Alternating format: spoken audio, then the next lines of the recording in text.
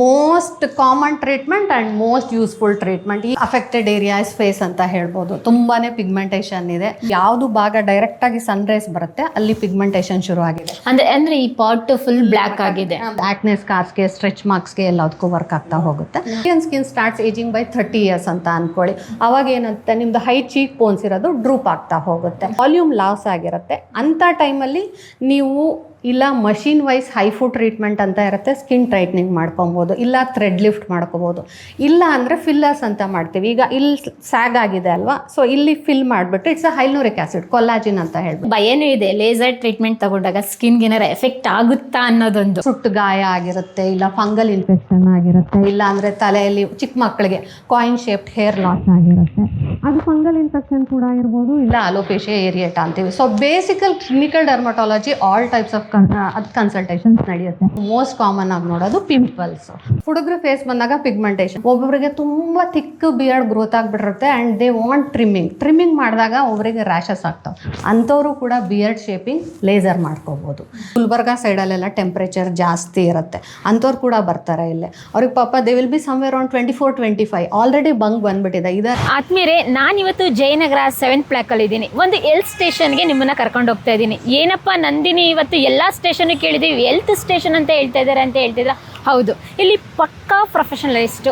ನಮಗೆ ಹೇಗೆ inner beauty ಎಷ್ಟು ಮುಖ್ಯ ಆಗುತ್ತೆ, ಅದೇ ರೀತಿಯಾಗಿ ಔಟರ್ ಬ್ಯೂಟಿನೂ ಕೂಡ ಎನ್ಹಾನ್ಸ್ ಮಾಡೋ ಅಂಥ ಎಕ್ಸ್ಪರ್ಟ್ ಇದ್ದಾರೆ. ಅವರೇ ಫೇಮಸ್ ಡರ್ಮಟಾಲಜಿಸ್ಟ್ ಡಾಕ್ಟರ್ ಪವಿತ್ರ ಅವರು.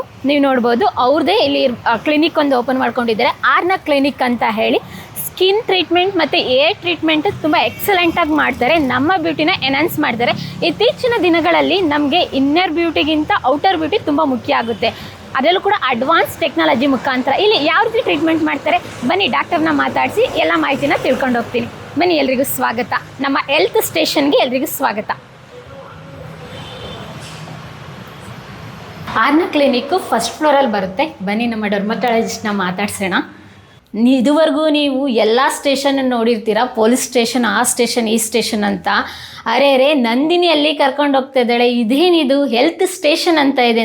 ಬನ್ನಿ, ನಮ್ಮ ಸ್ಟೇಷನಲ್ಲಿ ಒಬ್ಬರು ಎಕ್ಸ್ಪರ್ಟ್ ಇದ್ದಾರೆ, ಅವ್ರನ್ನ ನಾನು ನಿಮಗೆ ಪರಿಚಯ ಮಾಡ್ಕೊಡ್ತೀನಿ. ಹಾಯ್ ಮೇಡಮ್, ನಮಸ್ತೆ. ಪವಿತ್ರ ಅಂತ ಫೇಮಸ್ ಡರ್ಮಟಾಲಜಿಸ್ಟ್, ಸರಿಸುಮಾರು 10 ವರ್ಷಕ್ಕಿಂತ ಆಗಿ ಸರ್ವಿಸ್ ಆಗಿದ್ದಾರೆ. ಅದ್ರ ಜೊತೆಗೆ 10,000+ ಕಸ್ಟಮರ್ಗೆ ಇವರು ಸರ್ವಿಸ್ ಮಾಡಿದ್ದಾರೆ.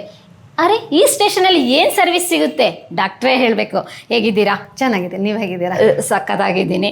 ಮತ್ತೆ ಒಂದು ಖುಷಿ ಆಯಿತು ಅಂತ ಹೇಳಿದರೆ, ನೀವು ಹಾಸನವರು ಅಂತ ಹೇಳಿ, ಹಾಸನದ ಹುಡುಗಿಯಾಗಿ ಬೆಂಗಳೂರಲ್ಲಿ ಬಂದು ಇಷ್ಟು ದೊಡ್ಡ ಕ್ಲಿನಿಕ್ ಓಪನ್ ಮಾಡಿದ್ದೀರಲ್ಲ, ನಿಜವಾಗ್ಲೂ hats off you. Thank you. ಹೇಗಿದೆ ಈ ಜರ್ನಿ? ಎಸ್, ತುಂಬ ಚೆನ್ನಾಗಿದೆ ಅಂತ ಹೇಳ್ಬೋದು. Every day different patients and different experience ಅಂತ ಹೇಳ್ಬೋದು ನಾವು. ಓಕೆ, ಏನಿದು ಸ್ಟೇಷನ್ ಕಾನ್ಸೆಪ್ಟು? ಸ್ಟೇಷನ್ ಅಂದರೆ it is a skin clinic. Basically general dermatology ಇರ್ಬೋದು, ಲೇಸರ್ಸ್ ಇರ್ಬೋದು, ಅಥವಾ pigmentation, anti ageing treatment, hair fall concerns ಇರ್ಬೋದು, everything is done under one roof ಅಂತ ಹೇಳಕ್ಕೆ ಇಷ್ಟಪಡ್ತೀನಿ. ಓಕೆ, ಎಲ್ಲ ಥರದ್ದು ಟ್ರೀಟ್ಮೆಂಟ್ ಇಲ್ಲಿ ನಡೆಯುತ್ತೆ. ಬಂದವ್ರಿಗೆಲ್ಲ ಟ್ರೀಟ್ಮೆಂಟೇ ಮಾಡಿಸ್ಕೋಬೇಕು ಅಂತ ಇರೋದಿಲ್ಲ. First we have to take their history, ಏನು ತೊಂದರೆ ಇದೆ. ಅದು ಬೇಸಿಕ್ ಫಂಗಲ್ ಇನ್ಫೆಕ್ಷನ್ ಕೂಡ ಇರ್ಬೋದು, ಅದಕ್ಕೂ ಕೂಡ ನಮ್ಮಲ್ಲಿ ಟ್ರೀಟ್ಮೆಂಟ್ ಸಿಗುತ್ತೆ. ನಾವು ತುಂಬ ಬ್ಯೂಟಿಫುಲ್ ಆಗಿ ಕಾಣಿಸ್ಬೇಕು ಅಂತ ಹೇಳಿ ಪ್ರತಿಯೊಬ್ಬರು ಟೀನೇಜರ್ಸ್ ಅಂತ ಹಿಡಿದು ಓಲ್ಡ್ ಏಜ್ ಅವ್ರಿಗೂ ಕನಸಿರುತ್ತೆ. ನಿಮ್ಮಲ್ಲೇ ಎಷ್ಟು ಹೈಜಿನಿಕ್ ಆಗಿ ಮೇಂಟೈನ್ ಮಾಡ್ತೀರಾ, ನಾನು ನಮ್ಮ ವೀಕ್ಷಕರಿಗೆ ತೋರಿಸಲೇಬೇಕು. ನಿಮ್ಮ ಕ್ಲಿನಿಕ್ ಸೆಕ್ಷನ್ ಏನು ನಡೆಯುತ್ತೆ ಅಂತ ನೋಡೋಣ. Okay, yes. ಇವಾಗ ಕೆಲವೊಬ್ಬರಿಗೆ ಮಿತ್ತಿರುತ್ತೆ, ಏನಂತ ಹೇಳಿದರೆ ಬ್ಲ್ಯಾಕ್ ಇದ್ದವರು ಬಂದ ತಕ್ಷಣ ವೈಟ್ ಆಗ್ಬೋದಾ? ಇಲ್ಲಿ ಆ ಥರ ಆಗೋದಿಲ್ಲ. And yes, we can only improve the tone, ಅವ್ರ ಸ್ಕಿನ್ ಟೆಕ್ಸ್ಚರ್ನ ಇಂಪ್ರೂವ್ ಮಾಡ್ಕೋಬೋದು. ಅದಕ್ಕಿಂತ ಮುಂಚೆ ಅವ್ರ ಹೋಮ್ ಕೇರ್ ಏನಿರುತ್ತೆ ಅಂತ ಹೇಳಿ ನಾವು ನೋಡಬೇಕಾಗತ್ತೆ. ಬೇಸಿಕ್ಕಾಗಿ ಜನರಲಾಗಿ ಎಲ್ಲರಿಗೂ ಹೇಳೋದು, ನೀವು use a good face wash, a good moisturising cream and a sunscreen.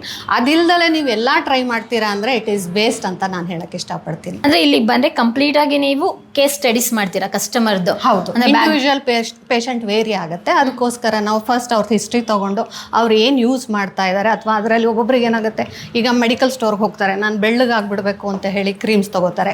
ಆ ಕ್ರೀಮ್ಸ್ ಸ್ಟೀರಾಯ್ಡ್ ಅಥವಾ ಹೈಡ್ರೋಕ್ವಿನೋನ್ ಇದೆಯಾ, ಅದು ಯೂಸ್ ಮಾಡ್ತಾ ಇದ್ದಾರೆ, ಎಷ್ಟು ವರ್ಷದಿಂದ ಯೂಸ್ ಮಾಡ್ತಾ ಇದ್ದಾರೆ, ಅದನ್ನು ನಿಲ್ಲಿಸ್ಬಿಟ್ಟು ಬೇಸಿಕ್ಕಾಗಿ ಏನು ಬೇಕೋ ಅದನ್ನು ಶುರು ಮಾಡ್ಕೊತಾ ಹೋಗ್ತೀವಿ. ಎಸ್, ಫಸ್ಟ್ 1 ತಿಂಗಳು try only with the creams ಅವ್ರದ್ದು ಹೋಮ್ ಕೇರ್ ರೆಜಿಮ್ ಚೇಂಜ್ ಮಾಡ್ಕೋತೀವಿ. ಲೇಟ್ರಾನ್ ಇಲ್ಲ ಇಂಪ್ರೂವ್ಮೆಂಟ್ ಆಗ್ತಾನೆ ಇಲ್ಲಪ್ಪ ಅಂತ ಹೋದಾಗ yes then we come to the treatment part of it which can be lasers, peels, ಆ ಥರ ಇರುತ್ತೆ. ಓಕೆ, ಇವಾಗ ನನ್ನ ಫೇಸ್ ನೋಡಿದ ತಕ್ಷಣ ನಿಮಗೆ ಗೊತ್ತಾಗುತ್ತಾ ಹೆಲ್ತಿನ ಅನ್ಹೆಲ್ತಿನ ಅಂತ ಹೇಳಿ? ಡೆಫಿನೆಟ್ ಆಗಿ ಗೊತ್ತಾಗುತ್ತೆ. ತುಂಬ ದೊಡ್ಡ ದೊಡ್ಡ ಬ್ರ್ಯಾಂಡ್ಗಳದ್ದು ಫೇಸ್ ವಾಶ್ ಬಂದಿದೆ, ಮಾಯಶ್ಚರೈಸ್ ಕ್ರೀಮ್ ಬಂದಿದೆ, ಸನ್ಸ್ಕ್ರೀನ್ ಲೋಷನ್ ಬಂದಿದೆ, ಅದನ್ನೆಲ್ಲ ಅಪ್ಲೈ ಮಾಡ್ತಾ ಇರ್ತೀವಿ. ಆದರೂ ಕೂಡ ನಮ್ಮ ಫೇಸಲ್ಲಿ ಏನು ಕೂಡ ಚೇಂಜಸ್ ಆಗ್ತಾರೇ ಇರಲ್ಲ. ಆದರೆ ಇನ್ವೆಸ್ಟ್ಮೆಂಟ್ ಮಾಡೋದು ಮಾತ್ರ ನಿಲ್ತಿರಲ್ಲ. ಹೌದು, ಕರೆಕ್ಟ್. ಆದರೆ ಯಾಕಾಗ ಹಂಗೆ ಆಗ್ತಾ ಇದೆ ಅಂತ ನಮಗೆ ಗೊತ್ತಾಗೋದೇ ಇಲ್ಲ. ಹೌದು, ಯೂಶ್ವಲಿ ಏನಾಗುತ್ತೆ, ಎಸ್ ಬ್ರ್ಯಾಂಡ್ ಡಿಫ್ರೆಂಟ್ ಬ್ರ್ಯಾಂಡ್ಸ್ ಇರುತ್ತೆ, ಕಾಸ್ಟ್ ವೇರ್ಗೆ ಆಗುತ್ತೆ. ಆ ಬ್ರ್ಯಾಂಡ್ಗಳು ನಿಮಗೆ ಸೂಟ್ ಆಗ್ತಾ ಇದೆಯಾ ಅನ್ನೋದು ಇಂಪಾರ್ಟೆಂಟ್ ಆಗುತ್ತೆ. ಈಗ ನಿಮ್ಮದು ಆಯಿಲ್ ಸ್ಕಿನ್ ಇರುತ್ತೆ, ಅದಕ್ಕೆ ನೀವು thick cream based moisturiser use ಮಾಡಿದರೆ ಪಿಂಪಲ್ ಪ್ರೋನ್ ಆಗ್ತೀರಾ. So go with the water based moisturisers ಅಂತ ಹೇಳ್ತೀವಿ. Same goes with your sunscreen. Gel based ಇರುತ್ತೆ, ಕ್ರೀಮ್ ಬೇಸ್ಡು ಇರುತ್ತೆ, ಲೋಷನ್ ಬೇಸ್ಡು ಇರುತ್ತೆ. Gel based sunscreen pimple prone ಸ್ಕಿನ್ಗೆ ಯೂಶ್ವಲಿ ನಾವು ಹೇಳ್ತೀವಿ. ಅದಾದ ನಂತರ ಲೋಷನ್ ಬಂದುಬಿಟ್ಟು ಲಾರ್ಜರ್ ಸರ್ಫೇಸ್ ಏರಿಯಾ, ಬಾಡಿದು ಈಗ ಕೈಗೆ, ಕಾಲ್ಗೆ, ಆ ಥರ ಜಾಗಕ್ಕೆ ಹೇಳ್ತೀವಿ. ಇನ್ನು ಕ್ರೀಮ್ ಬೇಸ್ಡ್ ಯಾವ ಸ್ಕಿನ್ ಡ್ರೈ ಇರುತ್ತೆ ಅಂಥವ್ರಿಗೆ ಕ್ರೀಮ್ ಬೇಸ್ಡ್ ಸನ್ಸ್ಕ್ರೀನ್ ಕೊಡ್ತೀವಿ. ಆ್ಯಂಡ್ ಸನ್ಸ್ಕ್ರೀನ್ ಏನು ಮಾಡ್ತೀವಿ, ನಾವು ದಿವ್ಸಕ್ಕೆ ಒಂದ್ಸತಿ ಹಾಕೋತೀವಿ, ಬೆಳಗ್ಗೆಯಿಂದ ಸಂಜೆವರೆಗೂ ಅದು ಪ್ರೊಟೆಕ್ಷನ್ ಕೊಡುತ್ತೆ ಅನ್ಕೋತೀವಿ. ಆ ಥರ ಇರಲ್ಲ. ಸನ್ಸ್ಕ್ರೀನ್ದು ಹಾಫ್ ಲೈಫ್ ಬಂದುಬಿಟ್ಟು 3 hours. So repeating it after 2 to 3 hours is mandatory. ಇದು ಆ್ಯಕ್ಚುಲ್ ರೀಸನ್. ನಾನು ಬೆಳಗ್ಗೆ ಸನ್ಸ್ಕ್ರೀನ್ ಲೋಷನ್ ಹಾಕ್ಕೊಂಡು ಏನಾದ್ರು ಫೀಲ್ಡಿಗೆ ಹೋದರೆ 6 ಗಂಟೆಗೆ ಏನಾದರೂ ಒಂದು ಬೆಟ್ಟ ಹತ್ತಿದ್ರೆ ಸಂಜೆ ಇಳಿತೀನಿ. ಆದರೂ ನಾನು ಸನ್ಸ್ಕ್ರೀನ್ ಲೋಷನ್ ಹಚ್ಚಿದ್ದೀನಲ್ಲ, 15 ದಿನ ಟ್ರಿಪ್ ಮುಗಿಸ್ಕೊಂಡು ಬರೋದ್ರೊಳಗಡೆ ಬ್ಲ್ಯಾಕ್ ಆಗಿ ಹೋಗಿರ್ತೀನಿ. ಅರೆ, ನಾನು ಬ್ರ್ಯಾಂಡ್ ಇರೋದು ಸನ್ಸ್ಕ್ರೀನ್ ಲೋಷನ್ ಯೂಸ್ ಮಾಡ್ತಾಯಿದ್ದೀನಿ, ಆದರೆ ಬ್ಲ್ಯಾಕ್ ಆದಲ್ಲ ಅಂತ ನಾನು ಯೋಚನೆ ಮಾಡ್ತಾ ಇರ್ತೀನಿ. ಅದೇ ಸರಿ ಇಲ್ಲ ಅಂತ. ಬಟ್ ಆ್ಯಕ್ಚುಲಿ ಏನು ಅಂತ ಹೇಳಿದಾಗ ಎಕ್ಸ್ಪರ್ಟ್ ನಾವು ಕನ್ಸಲ್ಟ್ ಮಾಡಿದಾಗಲೇ ಗೊತ್ತಾಗೋದು. ಯಾಕೆಂದರೆ ನಾವು ಏನೋ ಅಂದ್ಕೊಂಡಿರ್ತೀವಿ, ಯಾವುದೋ ಗೂಗಲಲ್ಲಿ ಸರ್ಚ್ ಮಾಡಿರ್ತೀವಿ, ಯಾವುದೋ ಫ್ರೆಂಡ್ ಹೇಳಿದ್ದು ಕೇಳಿರ್ತೀವಿ, ಅಷ್ಟನ್ನೇ ನಾವು ಇನ್ಕ್ಲೂಡ್ ಮಾಡ್ಕೊಂಡು ಡೈಲಿ ರೋಟೀನಲ್ಲಿ ಅದನ್ನು ತೊಗೊಂಡಿರ್ತೀವಿ. ನಿಮ್ಮಂಥ ಎಕ್ಸ್ಪರ್ಟನ್ನು ಕನ್ಸಲ್ಟ್ ಮಾಡಿದಾಗ ಸಣ್ಣ ಚೇಂಜಸ್ ನಾವು ಮಾಡ್ಕೊಂಡಾಗ ಲೈಫಲ್ಲಿ ನಮ್ಮ ಬ್ಯೂಟಿನ ಯಾವ ರೀತಿ ಎನ್ಹಾನ್ಸ್ ಮಾಡ್ಕೊಬೋದು ಅಂತ ತಿಳಿಸ್ಕೊಡೋಕ್ಕೆ ಸಾಧ್ಯ ಆಗುತ್ತೆ. ನೋಡಿ, ನಾನು ಯಾಕೆ ಬ್ಲ್ಯಾಕ್ ಆಗ್ತಾ ಇದ್ದೀನಿ ಅಂತ ನನಗೆ ಇವಾಗ ಗೊತ್ತಾಗ್ತಾ ಇದೆ. ಆ್ಯಕ್ಚುಲ್ ರೀಸನ್ ಇದು. ಬ್ಯೂಟಿ ಅನ್ನೋದು ಬರೀ ಫೀಮೇಲ್ಸ್ಗೆ ಅಷ್ಟೇ ಕನ್ಸರ್ನ್ ಅಲ್ಲ, ಮೇಲ್ ಪೇಷಂಟ್ಸ್ಗೂ ಕನ್ಸರ್ನ್ ಆಗಿರುತ್ತೆ. ಮೇಲ್ ಯಾರೋ ಬಂದಿದ್ದಾರೆ? ಹೌದು, ಅವ್ರ ಬಗ್ಗೆ ಹೇಳ್ತೀನಿ ಬನ್ನಿ ನಿಮಗೆ. ಓಕೆ, ಏನು ಟ್ರೀಟ್ಮೆಂಟ್ ತೊಗೊಳಿಕ್ಕೆ ಬಂದಿದ್ದಾರೆ? ಇವ್ರದ್ದು ಮೋಸ್ಟ್ ಅಫೆಕ್ಟೆಡ್ ಏರಿಯಾಸ್ ಫೇಸ್ ಅಂತ ಹೇಳ್ಬೋದು. ತುಂಬಾ ಪಿಗ್ಮೆಂಟೇಷನ್ ಇದೆ ಆ್ಯಂಡ್ ಇದುವರೆಗೂ ಅವ್ರು ಸನ್ಸ್ಕ್ರೀನ್ ಯೂಸೇ ಮಾಡಿಲ್ಲ, ಸರಿನಾ? ಸೊ ಏನಾಗಿದೆ, ನೀವು ಯಾವುದು ಭಾಗ ಡೈರೆಕ್ಟಾಗಿ ಸನ್ರೈಸ್ ಬರುತ್ತೆ ಅಲ್ಲಿ ಪಿಗ್ಮೆಂಟೇಷನ್ ಶುರು ಆಗಿದೆ. ಅಂದರೆ ಈ ಪಾಟ್ ಫುಲ್ ಬ್ಲ್ಯಾಕ್ ಆಗಿದೆ, ಬ್ಲ್ಯಾಕ್ ಆಗ್ತಾ ಹೋಗಿದೆ. ಆ್ಯಂಡ್ ಅವ್ರ ಫೇಸ್ ಆಯಿಲಿ ಕೂಡ ಇದೆ, ನಿಮಗೆ ಶೈನಿ ಅನಿಸುತ್ತೆ ಇಲ್ಲಿ ನೋಡಿದಾಗ. ಸೊ ಫಸ್ಟ್ ಇವರಿಗೆ ನಾವು ಹೋಮ್ ಕೇರ್ ಕೊಡಬೇಕಾಗತ್ತೆ. ಬೇಸಿಕ್ಕಾಗಿ ಈಗ ಆಯಿಲಿ ಫೇಸ್ ಇರೋದ್ರಿಂದ ಸೊ ಆಯಿಲ್ ರಿಡಕ್ಷನ್ ಮಾಡೋಕ್ಕೆ ಒಂದು face wash, moisturiser and a sunscreen ಇದ್ದೇ ಇರುತ್ತೆ. And make sure he is using his sunscreen 2 times a day minimum. ಇಲ್ಲ ಅಂದರೆ ಇಟ್ ಈಸ್ ವೇಸ್ಟ್ ಅಂತ ಹೇಳ್ಬೋದು. ಜೊತೆಗೆ ನೈಟ್ ಕ್ರೀಮ್ಸ್ ಕೂಡ ಇರುತ್ತೆ. ಇಲ್ಲಿ ನಾವು ಇವ್ರಿಗೆ 2 ಆಪ್ಷನ್ಸ್ ತೊಗೊಂಡಿದ್ದೀವಿ. ಒಂದು chemical Peel's as a option, so which improves his pigmentation. ಅದು ಬಂದುಬಿಟ್ಟು ನೆಕ್ಸ್ಟ್ ಕಾರ್ಬನ್ ಲೇಸರ್ ಅಂತ ಬರುತ್ತೆ, which is a laser based machine. ನಮಗೆಲ್ಲರಿಗೂ ಏನು ತುಂಬ ಭಯ ಇರುತ್ತೆ, ಲೇಸರ್ ಅಂದರೆ ಸ್ಕಿನ್ ಬರ್ನ್ ಮಾಡಿಬಿಡುತ್ತೆ, ಸ್ಕಿನ್ ಹಾಳಾಗುತ್ತೆ ಅಂತ. ಆ ಥರ ಇರೋದಿಲ್ಲ. It improves his skin tone. Overall ಆಗಿ ಪಿಗ್ಮೆಂಟೇಷನ್ ಇಂಪ್ರೂವ್ ಆಗುತ್ತೆ, ಜೊತೆಗೆ ಓಪನ್ ಪೋರ್ಸ್ ಇದೆ, ಆಯಿಲಿನೆಸ್ ಇದೆ, ಅದು ಕಮ್ಮಿ ಆಗ್ತಾ ಹೋಗುತ್ತೆ. So session by session he will see the improvement ಅಂತ ಹೇಳ್ಬೋದು. ಸೊ ಇವತ್ತು ಒಂದು ಸೆಷನ್ ಮಾಡಿದರೆ ನೆಕ್ಸ್ಟ್ ನಾವು ಕರೆಯೋದೆ after 3 weeks. Every week sessions ಇರೋದಿಲ್ಲ. ನಮ್ಮ ಜನಕ್ಕೆಲ್ಲ ತುಂಬ ಅದೇ ಇರುತ್ತೆ, ವಾರನೂ ಮಾಡಿಸ್ಕೊಬೇಕು, ಒಂದ್ಸತಿ ಸ್ಕಿನ್ನ ಹೋಗಿ ಟ್ರೀಟ್ಮೆಂಟ್ ಮಾಡಿಸಿದ್ರೆ ಪದೇ ಮಾಡಿಸ್ತಾ ಇರಬೇಕು ಅಂತ. ಆ ಥರ ಇರೋದಿಲ್ಲ. ಬೇಸಿಕಲಿ ನಾವು ಯಾವುದೇ ಟ್ರೀಟ್ಮೆಂಟ್ ಶುರು ಮಾಡಿದ್ರೂ we do it for 2 reasons. ಒಂದು, ಔಟರ್ ಸ್ಕಿನ್ ಲೇಯರ್ ಏನು ಪಿಗ್ಮೆಂಟೇಷನ್ ಆಗಿರುತ್ತೆ ಅದು ಪೀಲ್ ಆಗುತ್ತೆ ಮೈಲ್ಡ್ಲಿ. ಅದಾದ ನಂತರ ನಾವು ಏನು ಹೋಮ್ ಕೇರ್ ಕೊಡ್ತೀವಲ್ಲ, ನೈಟ್ ಕ್ರೀಮ್ಸ್, ಅದು ಚೆನ್ನಾಗಿ ಪೆನಿಟ್ರೇಟ್ ಆಗುತ್ತೆ. ಸೊ ಕೊಡೋ ಕ್ರೀಮ್ಸು ಚೆನ್ನಾಗಿ ಕೂಡ ಆ್ಯಕ್ಟ್ ಆಗ್ತಾ ಹೋಗುತ್ತೆ. That is the reason. Yes, ಈಗ ನಾವು ಹೇಳಿದರೆ ಒಂದು 5 ಸೆಷನ್ ತೊಗೊಳ್ಳಿ, ಸ್ಟಾಪ್ ಮಾಡ್ಕೊಳ್ಳಿ, ಆಮೇಲೆ ನೈಟ್ ಕ್ರೀಮ್ಸ್ ಕಂಟಿನ್ಯೂ ಮಾಡ್ಕೊಳ್ಳಿ. ಆಫ್ಟರ್ ಸಮ್ ಟೈಮ್ ನೈಟ್ ಕ್ರೀಮ್ಸ್ನೂ ನಾವು ಸ್ಟಾಪ್ ಮಾಡಿಬಿಡ್ತೀವಿ. But what continues is his moisturiser and sunscreen. ಆ ಥರ ಇರುತ್ತೆ, ಓಕೆನಾ? And these are safe procedures also. Even if you take the products, those are FDA approved. Laser machines are FDA approved. So complete safe ಇರ್ತಾರೆ, ಏನೂ ಪ್ರಾಬ್ಲಮ್ಮೇ ಇರೋದಿಲ್ಲ. ಇವಾಗ laser treatment ಅಂತ ಹೇಳಿದರೆ ಜನಗಳಿಗೆ ಎಲ್ಲಿ ಹೆಲ್ತಿಗೆ ಎಫೆಕ್ಟ್ ಆಗುತ್ತೋ, ಏನಕ್ಕೆ ಸುಮ್ಮನೆ ಹೋಗಿ ನಾವು ಹಾಳು ಮಾಡ್ಕೊಬೇಕು ಅನ್ನೋದಿರುತ್ತೆ. ಅದ್ರ ಬದಲು ಯಾವ್ದಾರು ಒಂದು ಸಲೂನ್ಗೆ ಹೋಗಿ ತಿಂಗಳ ಫೇಶಿಯಲ್ ಮಾಡಿಸ್ಕೊಬಿಡೋಣ, ಆ ರೀತಿಯಾಗಿ ಇನ್ವೆಸ್ಟ್ ಮಾಡೋರು ಇರ್ತಾರೆ. ಫೇಶಿಯಲ್ಗೂ ಈ ಥರ ಟ್ರೀಟ್ಮೆಂಟ್ಗೂ ಏನು ಡಿಫ್ರೆನ್ಸ್ ಇರುತ್ತೆ? ಫೇಶಿಯಲ್ ಅಂದರೆ usually we are doing only on the surface. ಏನಾಗ್ಬೋದು, ಮಸಾಜ್ ಮಾಡ್ಬೇಕಾದ್ರೆ ಸ್ವಲ್ಪ ಬ್ಲಡ್ ಸಪ್ಲೈ ಜಾಸ್ತಿ ಆಗುತ್ತೆ. ಅದೇ ಮಸಾಜ್ ನೀವು ಜಾಸ್ತಿ ಮಾಡಿದರೆ ಪಿಂಪಲ್ ಪ್ರೋನ್ ಸ್ಕಿನ್ ಇರೋರಿಗೆ ಪಿಂಪಲ್ಸ್ ಜಾಸ್ತಿ ಆಗ್ತಾ ಹೋಗುತ್ತೆ. ವೇರಾಸ್ ನಾವು ಮಾಡೋದ್ರಲ್ಲಿ ನಿಮಗೆ ಮಸಾಜಸ್ ಏನೂ ಇರಲ್ಲ, ಇಟ್ ಈಸ್ ಅ ಕೆಮಿಕಲ್. ಓಕೆನಾ, ಅದನ್ನು ಅಪ್ಲೈ ಮಾಡಿಬಿಟ್ಟು 1 2 to 3 minutes ಬಿಡ್ತೀವಿ. ಅದಾದ ನಂತರ ನ್ಯೂಟ್ರಲೈಸ್ ಮಾಡ್ತೀವಿ. ಸೊ ಆಫ್ಟರ್ 2 days ಏನಾಗುತ್ತೆ, ಅವ್ರಿಗೆ ಸ್ವಲ್ಪ ಸ್ಕಿನ್ ಲೈಟ್ ಆಗಿರೋದು ಗೊತ್ತಾಗಿರುತ್ತೆ ಆ್ಯಂಡ್ ಮೈಲ್ಡಾಗಿ ಪೀಲ್ ಆಗ್ಬೋದು. ಜೊತೆಗೆ ನೆಕ್ಸ್ಟ್ ಅವ್ರು ಏನು ನೈಟ್ ಕ್ರೀಮ್ಸ್ ಹಾಕ್ತಾರಲ್ಲ, ಅದು ಬೆಟರಾಗಿ ಪೆನಿಟ್ರೇಟ್ ಆಗ್ತಾ ಪಿಗ್ಮೆಂಟೇಷನ್ ಇಂಪ್ರೂವ್ ಆಗ್ತಾ ಹೋಗುತ್ತೆ. ಅದು ನಿಮ್ಮ ಫೇಶಿಯಲ್ಸಲ್ಲಿ ಇರೋದಿಲ್ಲ. ಆ್ಯಂಡ್ ಫೇಶಿಯಲಲ್ಲಿ ನಾವು ದುಡ್ಡು ಖರ್ಚು ಮಾಡೋಕ್ಕಿಂತ some of them they end up with the adverse effects. Irritation ಆಗುತ್ತೆ, ಪಿಂಪಲ್ಸ್ ಜಾಸ್ತಿ ಆಗುತ್ತೆ, ಆ ಹಾಕಿರೋ ಕಂಟೆಂಟ್ ಸರಿ ಇರಲ್ಲ, ಅದರಿಂದನೂ ಫೇಸ್ ರೆಡ್ನೆಸ್ ಆಗುತ್ತೆ. ಸೊ ಆ ಥರ ಯಾವ ಸೈಡ್ ಎಫೆಕ್ಟ್ಸು ಇಲ್ಲಿ ಇರೋದಿಲ್ಲ. ಇಲ್ಲಿ ನಮಗೆ ಗೊತ್ತಿರುತ್ತೆ ಎಷ್ಟು ಲೇಯರ್ ಹಚ್ಚಬೇಕು, ಎಷ್ಟು ಹೊತ್ತು ಬಿಡಬೇಕು ಅಂತ ಚೆನ್ನಾಗಿ ಗೊತ್ತಿರುತ್ತೆ. ಸೊ ಅಷ್ಟೇ ಮಾಡೋದು ನಾವು. ಅಂದರೆ ಯಾವ ಥರ ಎಲ್ಲ ಇಲ್ಲಿ ಸ್ಕಿನ್ ಟ್ರೀಟ್ಮೆಂಟ್ ಇದೆ ನಿಮ್ಮಲ್ಲಿ? ಈಗ ಇಲ್ಲಿ ನಾವು ಫಸ್ಟ್ ಬಂದಾಗ ಕ್ಲಿನಿಕಲ್ ಡರ್ಮಟಾಲಜಿ, ಸರಿನಾ. ಈಗ ಸುಟ್ಟು ಗಾಯ ಆಗಿರುತ್ತೆ, ಇಲ್ಲ ಫಂಗಲ್ ಇನ್ಫೆಕ್ಷನ್ ಆಗಿರುತ್ತೆ, ಇಲ್ಲ ಅಂದರೆ ತಲೆಯಲ್ಲಿ ಚಿಕ್ಕ ಮಕ್ಕಳಿಗೆ ಕಾಯಿನ್ ಶೇಪ್ಡ್ ಹೇರ್ ಲಾಸ್ ಆಗಿರುತ್ತೆ, ಅದು ಫಂಗಲ್ ಇನ್ಫೆಕ್ಷನ್ ಕೂಡ ಇರ್ಬೋದು, ಇಲ್ಲ ಅಲೋಪೇಶಿಯಾ ಏರಿಯೇಟಾ ಅಂತೀವಿ. So basic clinical dermatology all types of consultations ನಡೆಯುತ್ತೆ. ಅದಾದ ನಂತರ ಇನ್ನು ಟೀನೇಜರ್ಸು ಅಂತ ಬಂದಾಗ ನೀವು ಮೋಸ್ಟ್ ಕಾಮನ್ ಆಗಿ ನೋಡೋದು ಪಿಂಪಲ್ಸ್. ಅವ್ರ ಡಯಟ್ ಪ್ಯಾಟರ್ನ್ ಸರಿ ಇರೋದಿಲ್ಲ, ಹಾರ್ಮೋನಲ್ ಇಂಬ್ಯಾಲೆನ್ಸ್ ಇರುತ್ತೆ, ಜೊತೆಗೆ ಅವ್ರದ್ದು ಸ್ಟ್ರೆಸ್ ಲೆವೆಲ್ಸ್ ಜಾಸ್ತಿ ಹೋಗ್ತಾ ಇರುತ್ತೆ. Junk, more the glucose you consume more pimples on the face. So ಅವ್ರದನ್ನ ಬೇಸಿಕ್ ಆಗಿ ನಾವು ಫಸ್ಟ್ ಬಂದಿದ ತಕ್ಷಣ, ಈಗ 15 ವರ್ಷದವರೆಲ್ಲ ಪಿಂಪಲ್ಸ್ ಅಂತ ಬಂದಿದ ತಕ್ಷಣ ಟ್ರೀಟ್ಮೆಂಟ್ ರೂಮಿಗೆ ಕರ್ಕೊಂಬರೋಕ್ಕಾಗಲ್ಲ. ಅವ್ರದ್ದು ಫೇಸ್ ಕಂಡೀಷನ್ ನೋಡಿಬಿಟ್ಟು face wash, moisturiser, sunscreen, night time pimples act ಆಗೋಕ್ಕೆ we can give salicylic acid based creams ಆ ಥರ ಕೊಡ್ಬೋದು, ಇಲ್ಲ ಗ್ಲೈಕೋಲಿಕ್ ಆ್ಯಸಿಡ್ ಬೇಸ್ಡ್ ಕ್ರೀಮ್ಸ್ ಕೊಡ್ತೀವಿ.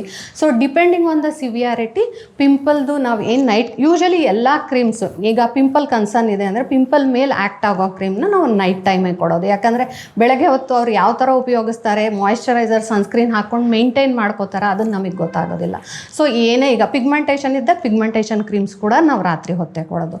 ಆ ಥರ ಕ್ರೀಮ್ಸ್ ಕೊಟ್ಬಿಟ್ಟು ಕಳಿಸ್ತೀವಿ.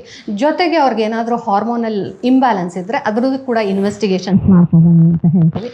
Usually once in 3 weeks follow ಅಪಿಗೆ ಕರಿತಾ ಹೋಗ್ತೀವಿ. ಒಂದು, ನಾವು ಫಸ್ಟ್ ಫಾಲೋ ಅಪಿಗೆ ಕರೆಯೋದು ನಾವು ಕೊಟ್ಟಿರೋ ಕ್ರೀಮ್ಸ್ ಅವ್ರಿಗೆ ಸೂಟ್ ಆಗ್ತಾ ಇದೆಯಾ, ಅವ್ರು ರೆಗ್ಯುಲರ್ ಆಗಿ ಯೂಸ್ ಮಾಡ್ತಾ ಇದ್ದಾರಾ ಅನ್ನೋದು ಬೇಕಾಗುತ್ತೆ. After 3 weeks slowly they will start improving it. Improvement ಆಗ್ತಾ ಇದೆ ಅಂದಾಗ ಅದನ್ನೇ ಕಂಟಿನ್ಯೂ ಮಾಡ್ಕೊತೀವಿ. ಈಗ ಇವತ್ತು ಬಂದರು, ಇನ್ನು 3 ವಾರಕ್ಕೆ ಮತ್ತೆ ಫಾಲೋ ಅಪಿಗೆ ಬರ್ತಾರೆ, ಕ್ರೀಮ್ಸ್ ಚೇಂಜ್ ಮಾಡೋದಿಲ್ಲ. ಆ್ಯಂಡ್ ಏನು ಇಂಪ್ರೂವ್ಮೆಂಟ್ ಇಲ್ಲ, waiting for a 2 months period ಅಂದಾಗ then you think of adding on the treatments ಅಥವಾ ಕ್ರೀಮ್ಸ್ ಚೇಂಜ್ ಮಾಡ್ಕೊತಾ ಹೋಗಿ.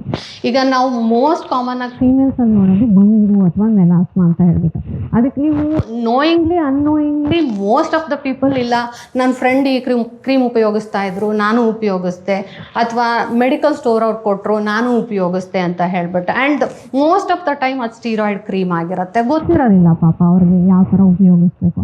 ಅಂಥ ಟೈಮಲ್ಲೂ ಕೂಡ ಕನ್ಸಲ್ಟೇಷನ್ ತೊಗೊಂಡು ಅವ್ರು ಏನು ಉಪಯೋಗಿಸ್ತಾ ಇದ್ದಾರೆ, ಅವ್ರಿಗೆ ಹಾರ್ಮೋನಲ್ ಇಂಬ್ಯಾಲೆನ್ಸ್ ಇದೆಯಾ, ಅಥವಾ ಹೊರಗಡೆ ಬೆಳಗ್ಗೆಯಿಂದ ಸಂಜೆವರೆಗೂ ಹೊರಗಡೆನೇ ಕೆಲಸ ಮಾಡ್ತಾ ಇದ್ದಾರೆ, ಸನ್ಸ್ಕ್ರೀನ್ ಉಪಯೋಗಿಸ್ತಾ ಇಲ್ವಾ, ಏನು ಹಾಕ್ತಾ ಇದ್ದಾರೆ, ಏನು ಹಾಕಬಾರ್ದು, ಹಾಕಿರೋದ್ರಲ್ಲಿ ಯಾವ್ದು ಚೆನ್ನಾಗಿದೆ, ಯಾವ್ದು ನಿಲ್ಲಿಸ್ಬೇಕು, ಅದನ್ನು ನೋಡಿಕೊಂಡು ಮಾಡಿಫಿಕೇಷನ್ ಮಾಡ್ತಾ ಹೋಗ್ತೀವಿ. ದೆನ್ ಆ್ಯಸ್ ಯೂಶುವಲ್ ನಾನು ಮುಂಚೆನೇ ಹೇಳಿದೆ, ಕ್ರೀಮ್ ಶುರು ಮಾಡ್ತಾ ಹೋಗ್ತೀವಿ. Then if they are affordable, ma'am ನನಗೆ ಇದರಲ್ಲಿ ಜಾಸ್ತಿ ಇಂಪ್ರೂವ್ಮೆಂಟ್ ಸಿಗ್ತಾ ಇಲ್ಲ ಅಂದರೆ then we come to the treatment part. Next ಬಂದಾಗ ಲೇಸರ್ ಹೇರ್ ರಿಡಕ್ಷನ್ ಅಂತ ಹೇಳ್ತೀವಿ. Most common treatment and most useful treatment. ಈಗ ಯಂಗ್ ಏಜ್ ಗರ್ಲ್ಸ್ ಯಾರಾದರೂ ಏನಾದರೂ ಟ್ರೀಟ್ಮೆಂಟ್ ತೊಗೊಬೇಕು after 18 years and they have excess hairs on the body ಅಂತ ಅಂದರೆ close your eyes and go for the laser hair reduction. ಏನಾಗುತ್ತೆ ಅಂದರೆ ಒಬ್ಬೊಬ್ಬರಿಗೆ waxing ಮಾಡಿ ಇನ್ಗ್ರೋನ್ ಹೇರ್ಸ್ ಆಗುತ್ತೆ, ಅದಾದಮೇಲೆ ಸ್ಟ್ರಾಬೆರಿ ಸ್ಕಿನ್ ಅಂತ ಆಗ್ತಾ ಹೋಗುತ್ತೆ, ಒಬ್ಬರಿಗೆ ಇನ್ಫೆಕ್ಷನ್ ಆಗ್ತಾ ಹೋಗುತ್ತೆ. And lasers are completely safe and around 6 to 8 sessions are needed. Once a month ಮಾಡೋದು. 70% of the hairs will go permanently. ಏನು ಉಳ್ಕೊಳ್ಳುತ್ತೋ ಅದು ತಿನ್ ಫೈನ್ ಹೇರ್ಸ್ ಇರುತ್ತೆ, ಅದಕ್ಕೆ ಮೇಂಟೆನೆನ್ಸ್ ಸೆಷನ್ಸ್ ಮಾಡ್ಕೊಬೋದು. ನೋಡಿ, ನಾನು ಒಂದು 2-3 ಸಲ ಅಷ್ಟೇ ಏನಾದ್ರು ಫಂಕ್ಷನ್ ಇದ್ದರೆ ಮಾತ್ರನೇ ನಾನು ವ್ಯಾಕ್ಸಿಂಗ್ ಮಾಡಿಸೋದು, ಇಲ್ಲಾಂದರೆ ಮಾಡಿಸಲ್ಲ. ಯಾಕೆಂದ್ರೆ ಅದು ಪೈನ್ ಅಂತೂ ತಡೆಯೋಕ್ಕಾಗಲ್ಲ ಅಂತ ಹೇಳಿ. ಐಬ್ರೋಸ್ ಅಂತೂ ಕಂಪಲ್ಸರಿ ಮಾಡಿಸ್ಬೇಕು, ಒಂದು ಸ್ವಲ್ಪ ಚೆನ್ನಾಗಿ ಕಾಣಿಸ್ಬೇಕು ನಂದಿನಿ ಅಂತ ಹೇಳಿ, ಅದು ಪೈನ್ ಇರುತ್ತೆ. ಹಾಗಾಗಿ ನಮ್ಮಂಥವ್ರಿಗೆಲ್ಲ ಬೆಸ್ಟ್ ಅಂದ್ಕೊಳ್ತೀನಿ ಲೇಸರ್ ಟ್ರೀಟ್ಮೆಂಟ್. ಮತ್ತು ಇನ್ನೊಂದಂದ್ರೆ ಭಯನೂ ಇದೆ, ಲೇಸರ್ ಟ್ರೀಟ್ಮೆಂಟ್ ತಗೊಂಡಾಗ ಸ್ಕಿನ್ಗೆ ಏನಾರು ಎಫೆಕ್ಟ್ ಆಗುತ್ತಾ ಅನ್ನೋದೊಂದು. ಈಗಿರೋದೆಲ್ಲ ಒಂದು FDA approved machines and triple wavelength at present trending. And usually larger surface of the area ಮಾಡಬೇಕಾದ್ರೆ it is a faster mode. ನಿಮಗೆ ವಾರ್ಮ್ತ್ ಅಷ್ಟೇ ಗೊತ್ತಾಗುತ್ತೆ, ಸ್ಕಿನ್ ಬರ್ನ್ ಆಗೋದು ಉರಿಯೋದು ಆ ಥರ ಏನೂ ಇರೋದಿಲ್ಲ. ಫಸ್ಟ್ ಲೇಸರ್ ಮಾಡಬೇಕಾದ್ರೆ ನಾವು ಯಾವಾಗ್ಲೂ in the direction of the hairs shave ಮಾಡ್ಕೊಬೇಕು. ಶೇವ್ ಏನಕ್ಕಪ್ಪ ಮಾಡ್ಕೋತೀವಿ ಅಂದರೆ ಈ ಲೆಂತ್ ಇರೋ ಹೇರ್ಸ್ಗೆ ನಾವು ಇದು ಶಾರ್ಟ್ಸ್ ಕೊಟ್ಟರೆ ಈ ಕೂದಲು ಬರ್ನ್ ಆಗಿ ಸ್ಕಿನ್ ಮೇಲೆ ಬಿದ್ದು ಬರ್ನ್ ಆಗೋ ಚಾನ್ಸಸ್ ಇರುತ್ತೆ. So first we shave the hairs, ಆಮೇಲೆ ಅಲ್ಟ್ರಾಸೌಂಡ್ ಜೆಲ್ ಹಾಕೋತೀವಿ. ಅದಾದ ನಂತರ ಇಷ್ಟು ಏರಿಯಾಗೆ ಒಂದು 9 ಜೌಲ್ಸ್ ಅಂತ ಎನರ್ಜಿ ಪಾಸ್ ಮಾಡ್ಕೊತೀವಿ. ಅಷ್ಟೇ ಪ್ರೊಸೀಜರ್ ಇರೋದು. ಈಗ ಫುಲ್ ಹ್ಯಾಂಡ್ಸ್ ಎರಡೂ ಕೈದು ಮಾಡಿಸ್ಕೋತೀರಾ ಅಂದರೆ ಮ್ಯಾಕ್ಸಿಮಮ್ 1 hour ಆಗ್ಬೋದು. ಅದಾದ ನಂತರ ಏನಾಗುತ್ತೆ, ನಿಮಗೆ ಚೆನ್ನಾಗಿ ಮಾಯ್ಶ್ಚರೈಸರ್ ಹಚ್ಕೊಳ್ಳಿ, ಸನ್ಸ್ಕ್ರೀನ್ ಹಚ್ಕೊಳ್ಳಿ ಅಂತ ಹೇಳ್ತೀವಿ. ಸೊ ಒಂದು ಸತಿ ಲೇಸರ್ ಮಾಡಿಸ್ಕೊಂಡಾಗ ಅರೌಂಡ್ 20 to 25% ಯಾವುದು ಹೇರ್ಸ್ ಗ್ರೋಯಿಂಗ್ ಫೇಸಲ್ಲಿರುತ್ತೆ ಅದು ರೆಸ್ಪಾಂಡ್ ಆಗುತ್ತೆ. ಸೊ ನಿಮಗೆ immediately after the procedure first 1 week ಏನು ಅನಿಸುತ್ತೆ, ಕೂದಲೆಲ್ಲ ಬೆಳಿತಾನೆ ಇದೆಯಪ್ಪ, ಲೇಸರ್ ಮಾಡ್ಕೊಂಡು ಏನೂ ಯೂಸೇ ಆಗಿಲ್ಲ ಅಂತ ಅನಿಸುತ್ತೆ ನಿಮಗೆ. ಅದಾದ ನಂತರ ಏನಾಗುತ್ತೆ, ಹೇರ್ಸ್ ಆಟೋಮ್ಯಾಟಿಕ್ಕಾಗಿ ಫಾಲ್ ಆಗ್ತಾ ಹೋಗುತ್ತೆ. So you will see at least minimum 20% change every session. You will see the change ಅಷ್ಟಂತೂ ಹೇಳ್ಬೋದು. ಬೈ 1 month ಎಂಡ್ ಯಾವುದು ಹೇರ್ಸ್ ಗ್ರೋಯಿಂಗ್ ಫೇಸಲ್ಲಿರುತ್ತೆ ಅದು ರೆಸ್ಪಾಂಡ್ ಆಗುತ್ತೆ, ಮಾಮೂಲಿ ಹೇರ್ಸ್ ಗ್ರೋತ್ ಆಗಿರುತ್ತೆ. ಸೊ ನೆಕ್ಸ್ಟ್ ಸೆಷನಿಗೆ ಬನ್ನಿ ಆಫ್ಟರ್ ಅ ಮಂತ್ ಅಂತ ಹೇಳ್ಬಿಡ್ತೀವಿ. ಸೊ ಇವತ್ತು ನೀವು ಲೇಸರ್ ಮಾಡಿಸ್ಕೊಂಡಿರ್ತೀರ, ನೆಕ್ಸ್ಟ್ 3 weeksಲ್ಲಿ ಹೇರ್ ಗ್ರೋತ್ ಆಗಿದೆ, ನಾನು ಏನಪ್ಪ ಮಾಡಬೇಕು, ವ್ಯಾಕ್ಸಿಂಗ್ ಮಾಡಿಸ್ಕೊಳ್ಳೋಂಗಿಲ್ಲ, ಥ್ರೆಡ್ಡಿಂಗ್ ಮಾಡ್ಕೊಳ್ಳೋಂಗಿಲ್ಲ, ಬ್ಲೀಚಿಂಗ್ ಮಾಡ್ಕೊಳ್ಳೋಂಗಿಲ್ಲ. Take a single blade shaver, moisturiser ಹಚ್ಕೊಳ್ಳಿ. ಅಕಸ್ಮಾತ್ ಕೂದಲು ಬೆಳೆದಿತ್ತು ಅಂದರೆ ಶೇವ್ ಮಾಡ್ಕೊಳ್ಳಿ. That is the only thing you will do. ಆಮೇಲೆ ಇನ್ನೊಂದೇನಪ್ಪ ಅಂದರೆ ಶೇವ್ ಮಾಡಿದ ತಕ್ಷಣ ಕೂದಲು ತಿಕ್ಕಾಗಿ ಬರುತ್ತೆ, ಇರೋದಕ್ಕಿಂತ ಜಾಸ್ತಿ ಬರುತ್ತೆ, ಆ ಥರ ಏನೂ ಆಗೋದಿಲ್ಲ. Usually single blade shaver use ಮಾಡ್ಕೊಳಕ್ಕೆ ಹೇಳ್ತೀವಿ. ಆ್ಯಂಡ್ ಶೇವ್ ಮಾಡಬೇಕಾದ್ರೆ ಜನರಲ್ ಆಗಿ ನಾವೇನು ಮಾಡ್ತೀವಿ, ಟೈಮ್ ಇರೋದಿಲ್ಲ, ಹೆಂಗೆ ಬೇಕು ಹಾಗೆ ಶೇವ್ ಮಾಡ್ಕೊತಾ ಹೋಗ್ತೀವಿ. ಆ ಥರ ಮಾಡಬೇಡಿ. ಯಾವಾಗಲೂ ಕೂದಲು ಡೈರೆಕ್ಷನ್ ಏನಿರುತ್ತೆ ಆ ಇದರಲ್ಲಿ ಹೋಗ್ತಾ ಹೋಗಿ. And it will give wonderful results. ಅಷ್ಟಂತೂ ಆಫ್ಟರ್ 18 anybody can take ಇದು laser and it is safe also and it gives very good results also. ಎಷ್ಟು ಸೆಷನ್ ತಗೋಬೇಕು? Minimum 6 to 8. ಈಗ ಹಾರ್ಮೋನಲ್ ಇಂಬ್ಯಾಲೆನ್ಸ್ ಏನಾದರೂ ಇದೆ ಅಂದರೆ ಜಾಸ್ತಿ ಸೆಷನ್ಸ್ ಬೇಕಾಗುತ್ತೆ, ಇಲ್ಲ ಅಂದರೆ on on average 6 to 8 sessions are enough. ಅಷ್ಟರೊಟ್ಟಿಗೆ ನೀವು ಅರೌಂಡ್ 60% ಆಫ್ ದ ಹೇರ್ಸ್ ಕಂಪ್ಲೀಟಾಗಿ ಹೋಗ್ಬಿಟ್ಟಿರುತ್ತೆ. ಉಳಿದಿರೋ ಹೇರ್ಸ್ಗೆ next we do as a maintenance once in 3 months or 4 months. Regular sessions ಇರೋದಿಲ್ಲ, ವ್ಯಾಕ್ಸಿಂಗ್ ಪೇಯ್ನು ಇರಲ್ಲ. ಯಾರು ವ್ಯಾಕ್ಸಿಂಗ್ ಪೇಯ್ನ್ ತಡ್ಕೊಂಡಿರ್ತಾರಲ್ಲ, ಲೇಸರ್ ಹೇರ್ ರಿಡಕ್ಷನ್ ಪೇಯ್ನೇ ಅನ್ಸೋದಿಲ್ಲ. ಅದಕ್ಕಿಂತ ಇದು ಪೈನ್ ತುಂಬಾ ಕಡಿಮೆ ಇರುತ್ತೆ. ತುಂಬಾ ಸೆನ್ಸಿಟಿವ್ ಸ್ಕಿನ್ ಇದ್ದವರು, ನನ್ನಂತವರು ಇದನ್ನ ಚೂಸ್ ಮಾಡಬಹುದು. ಮತ್ತೆ ಇವತ್ತಿನ ಕಾಲದಲ್ಲಿ ಎಲ್ಲರೂ ಕೂಡ ಸ್ಲೀವ್ಲೆಸ್ ವೇರ್ ಮಾಡ್ತಾರೆ. ಸ್ಯಾರಿಯಿಂದ ಹಿಡಿದು ಡ್ರೆಸ್ಸಿಂದ ಹಿಡಿದು ಎಲ್ಲಾನು ಕೂಡ ಮಾಡರ್ನ್ ವೆಸ್ಟರ್ನ್ ಎಲ್ಲ ಥರದ್ದು ಹಾಕ್ತಾರೆ. ಆ ಸಂದರ್ಭದಲ್ಲಿ ಹೇರ್ ಎಲ್ಲ ಇದ್ರೆ ಎಷ್ಟು ಆಕ್ವರ್ಡ್ ಕಾಣಿಸುತ್ತೆ ಅಂತ ಎಲ್ರಿಗೂ ಗೊತ್ತು. ಪಾಪ ನಾಳೆ ಫಂಕ್ಷನ್ ಇರುತ್ತೆ, ಇವತ್ತು ಹೋಗೋದಕ್ಕಾಗಲ್ಲ ಪಾರ್ಲರ್ಗೆ, ಸ್ವಲ್ಪ ಸ್ವಲ್ಪ ಅಷ್ಟೇ ಹೇರ್ ಎಲ್ಲ ಅಂಡರ್ ಆರ್ಮ್ಸ್ ಎಲ್ಲ ಗ್ರೋತ್ ಆಗಿರುತ್ತೆ. ಇಂಥ ಟೈಮಲ್ಲಿ ಇದು ತಗೊಂಡ್ರೆ ಯಾವಾಗಲೂ ಕೂಡ ನಾವು ಆರಾಮಾಗಿರ್ಬೋದು, ಕಂಫರ್ಟ್ ಆಗಿರೋ ಡ್ರೆಸ್ ಕೂಡ ವೇರ್ ಮಾಡ್ಬೋದು. ಅದೇ ಇದೆ ಅಂತ ಚೂಸ್ ಮಾಡ್ಕೊಂಡು ತಲೆ ಕೆಡಿಸ್ಕೊಳ್ಳೋ ಅವಶ್ಯಕತೆನೂ ಇಲ್ಲ. ಪೀಲ್ ಹಚ್ಚಿದ್ದೀವಿ and you can see white frosting. ಇದಾದ ನಂತರ ಪ್ಲೇನ್ ವಾಟ್ರಲ್ಲಿ ನಾವು ನ್ಯೂಟ್ರಲೈಸ್ ಮಾಡ್ಕೊತೀವಿ. ನೀವು ಆವಾಗ ನೋಡಿದ್ದಕ್ಕೂ ಇಮಿಡಿಯೇಟ್ಲಿ ಇದು ನ್ಯೂಟ್ರಲೈಸ್ ಮಾಡಾದ್ಮೇಲೆ ಅವ್ರ ಫೇಸ್ ನೋಡಿ little bit of a difference ಕಾಣುತ್ತೆ. ಓಕೆ, ಅಂದ್ರೆ ಏನು ವೈಟ್ ತರ ಕಾಣಿಸ್ತದೆ ಅಂತೀವಿ, ಅದು ಎಂಡ್ ಪಾಯಿಂಟ್.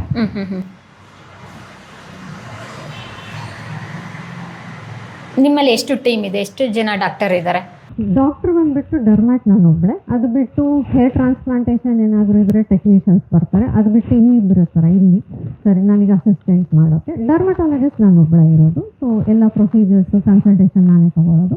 ಅದು ಬಿಟ್ಟು ಯಾವುದಾದ್ರೂ ಟ್ರೀಟ್ಮೆಂಟ್ಗೆ ಜಾಸ್ತಿ, ಈಗ laser hair reduction full body ಮಾಡಬೇಕು ಅಂದಾಗ ಯು ನೀಡ್ ಟೆಕ್ನಿಷಿಯನ್ಸ್. ಇರೋರು ಕೂಡ ಕ್ವಾಲಿಫೈಡ್ ಟೆಕ್ನಿಷಿಯನ್ಸ್. ಸೊ ಅವ್ರಿಗೂ ಕೂಡ ಟ್ರೈನ್ ಆಗಿರುತ್ತೆ. They will take over. ಆ ಥರ ಇರುತ್ತೆ. ಎಷ್ಟು ಗಂಟೆಯಿಂದ ಎಷ್ಟು ಗಂಟೆ ತನಕ ಓಪನ್ ಇರುತ್ತೆ? 10 ಗಂಟೆಯಿಂದ ಸಂಜೆ 6 ಗಂಟೆವರೆಗೂ. ಯಾವತ್ತು holiday? Sunday is a holiday. ಈಗ ಲಂಚ್ ಬ್ರೇಕ್ ಏನು ಇರಲ್ಲ. 10ಗೆ ಓಪನ್ ಆದರೆ ನಾವು 6ಗೆ ಕ್ಲೋಸ್ ಮಾಡೋದು. ಕಂಟಿನ್ಯೂಸ್ಲಿ ಇಟ್ ಇಸ್ ಓಪನ್ ಅಂತ. ಈಗ ಫಾರ್ ಎಕ್ಸಾಂಪಲ್ ಒಂದು ಟ್ರೀಟ್ಮೆಂಟಿಗೆ ಬರ್ತಾರೆ ಅಂತ ಹೇಳಿದ್ರೆ ಎಷ್ಟು ಟೈಮ್ ಹಿಡಿಯುತ್ತೆ? ಈಗ laser hair reduction full body ಬೇಕು ಅಂದರೆ 3 hours ಆಗುತ್ತೆ. ಇನ್ನು ಕೆಮಿಕಲ್ ಪೀಲ್ಸ್ ಅಂದರೆ ಈಗಲೇ ನೀವೇ ನೋಡ್ತಾ ಇದ್ದೀರಾ, this is one of the minor Peel's ಅಂತ ಹೇಳ್ಬೋದು. 20 ನಿಮಿಷದಿಂದ ಅರ್ಧ ಗಂಟೆ ಒಳಗೆ ಮುಗ್ದೋಗುತ್ತೆ. ಇನ್ನು ಕಾರ್ಬನ್ ಲೇಸರ್ ಫೇಸ್ಗೆ ಅಂತ ಹೇಳಿದೆ, ಅದು ಆಲ್ಮೋಸ್ಟ್ 1 hour ಆಗುತ್ತೆ ಅಂತ ಅಂದ್ಕೊಳ್ಳಿ. ಇನ್ನು ನೆಕ್ಸ್ಟ್ ಬಂದ್ಬಿಟ್ಟು ಸ್ಕಿನ್ ಟೈಟ್ನಿಂಗಿಗೆ ಅಂತ ಬರ್ತಾರೆ. ಅಂಥ ಪ್ರೊಸೀಜರ್ಸ್ಗೆಲ್ಲ ಅನಸ್ಥೆಟಿಕ್ ಕ್ರೀಮ್ ಹಾಕಿ ಅದಾದ ನಂತರ ಪ್ರೊಸೀಜರ್ಸ್ ಮಾಡಬೇಕು. ಸೊ ಆಲ್ಮೋಸ್ಟ್ 1 to 2 hours ಆಗುತ್ತೆ. Anaesthetic cream 45 minutes to 1 hour ಬಿಡ್ತೀವಿ. ಅದಾದಮೇಲೆ ಪ್ರೊಸೀಜರ್ ಮಾಡ್ಕೊತಾ ಹೋಗ್ತೀವಿ. So it all depends what kind of a procedure. 15ರಿಂದ 20 ನಿಮಿಷದಲ್ಲಿ ಒಂದು ನಾರ್ಮಲ್ ಪೀಲ್ ಕ್ಲೋಸ್ ಆಗುತ್ತೆ. ಲೇಸರ್ ಹೇರ್ ರಿಡಕ್ಷನ್ ಬರೀ ಫೇಸು ಅಂದರೆ 20 ನಿಮಿಷನೇ ಸಾಕು, ಆ ಥರ ಇರುತ್ತೆ. ಇವಾಗ ಬಾಡಿನ ತುಂಬ ಎಕ್ಸ್ಪೋಸ್ ಮಾಡ್ತಾರೆ, ಅದ್ರ ಜೊತೆಗೆ ಸ್ಲೀವ್ಲೆಸ್ ಡ್ರೆಸ್ ಹಾಕ್ತಾರೆ ಅಂದರು. ಇವಾಗ ಫೇಸ್ ಕಷ್ಟೇ ತಗೊಳ್ಳೋದು ಸಾಧ್ಯ ಇಲ್ಲ, ಯಾಕೆ ಅಂತ ಹೇಳಿದ್ರೆ ಈವನ್ ಬರಲ್ಲ. ಇಲ್ಲಿ ಫುಲ್ಲು ಗ್ಲೋ ಇದ್ದರೆ ಇಲ್ಲೆಲ್ಲ ನೆಕ್ ಹತ್ರ ಎಲ್ಲ ತುಂಬ ಡಾರ್ಕ್ ಇರುತ್ತೆ, ಹೊರಗಡೆ ಎಲ್ಲ ಸುತ್ತಾಡ್ತಾರೆ. ಆ ಥರ ಎಲ್ಲ ಫುಲ್ಲು ನೀವು ನೆಕ್ಕು ಮತ್ತು ಫೇಸ್ ಎಲ್ಲ ಕವರ್ ಮಾಡಿ. ಡೆಫಿನೆಟ್ ಆಗಿ ಈಗ ಫೇಸ್ ಮಾಡಿಸ್ಕೊಂಡವ್ರು ಯೂಶ್ವಲಿ ನಾವು ಹೇಳೋದು ಅಷ್ಟೇ, ನೀವು ಸನ್ಸ್ಕ್ರೀನ್ ಬರೀ ಫೇಸ್ಗೆ ಹಾಕ್ತೀರಾ, ನೆಕ್ಕು ಕೂಡ ನಿಮ್ಮದೇನೆ. ಸೊ ಸನ್ಸ್ಕ್ರೀನ್ ಯೂಸ್ ಮಾಡಬೇಕಾದ್ರೆ ಅಥವಾ ಮಾಯ್ಶ್ಚರ್ ಫೇಸ್ ಆ್ಯಂಡ್ ನೆಕ್ ಎರಡೂ ಕವರ್ ಮಾಡ್ಕೊತೀರಾ. ಪಿಗ್ಮೆಂಟೇಷನ್ ಈಗ ಸೈಡ್ ಎಲ್ಲಾದರೂ ಹೋಗಿ ಬಂದಿರ್ತಾರೆ, ಮುಖ ಡಾರ್ಕ್ ಆಗಿಬಿಟ್ಟಿರುತ್ತೆ, ಆವಾಗ ಬೋತ್ ಫೇಸ್ ಆ್ಯಂಡ್ ನೆಕ್ ಆಗಿರುತ್ತೆ.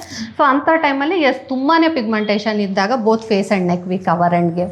ಈಗ ಹೊರಗಡೆ ನಾವು ಈಗ ಆಚೆ ಬೀಚ್ ಸೈಡ್ ಹೋಗ್ತಾ ಇದ್ದೀವಿ ಅಂದರೆ ಸನ್ಸ್ಕ್ರೀನ್ನ ಕೈಗೂ ಹಾಕ್ಕೊಂಡು ಹೋಗಿ ಅಂತ ಹೇಳ್ತೀವಿ, ಆ ಥರ ಇರುತ್ತೆ. ಇವಾಗ ಇದರಲ್ಲೇ ಅಡ್ವಾನ್ಸ್ ಆಗಿ ಬರುತ್ತೆ, ನಾವು ಕೆಲವೊಂದು ಇಂಜೆಕ್ಷನ್ ರೂಪದಲ್ಲಿ ಸ್ಕಿನ್ಗೆಲ್ಲ ಟ್ರೀಟ್ಮೆಂಟ್ ಮಾಡ್ತಾರೆ, ನಿಮ್ಮಲ್ಲೂ ಆ ಥರದ್ದು ಇದೆಯಾ? ಇಂಜೆಕ್ಷನ್ ರೂಪದಲ್ಲಿ ಮಾಡೋದು ಅಂದರೆ ಒಂದು ಅಪ್ಪರ್ ಫೇಸ್ ಬಂದಾಗ ಲೈನ್ಸು ರಿಂಕಲ್ಸು ಅಂತ ಬರುತ್ತೆ. ಸೊ ಅಂಥದಕ್ಕೆ ಬೊಟಾಕ್ಸ್ ಅಂತ ಮಾಡ್ತೀವಿ. ಯೂಶ್ವಲಿ ಅದು 6 ಮಂತ್ಸ್ ಇರುತ್ತೆ. After 6 months again they have to repeat it. As we age, Indian skin starts ageing by 30 years ಅಂತ ಅಂದ್ಕೊಳ್ಳಿ. ಅವಾಗ ಏನಾಗುತ್ತೆ, ನಿಮ್ಮದು ಹೈ ಚೀಕ್ ಬೋನ್ಸ್ ಇರೋದು ಡ್ರೂಪ್ ಆಗ್ತಾ ಹೋಗುತ್ತೆ.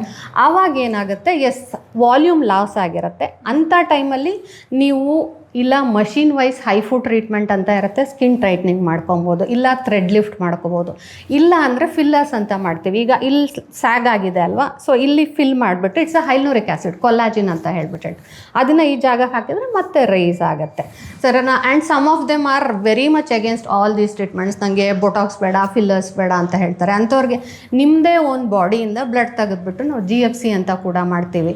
ಸೊ ಅದರಲ್ಲಿ ಏನು ಸಿಗುತ್ತೆ, ನಮಗೆ ಗ್ರೋತ್ ಫ್ಯಾಕ್ಟರ್ ಕಾನ್ಸಂಟ್ರೇಟ್ ಸಿಗುತ್ತೆ.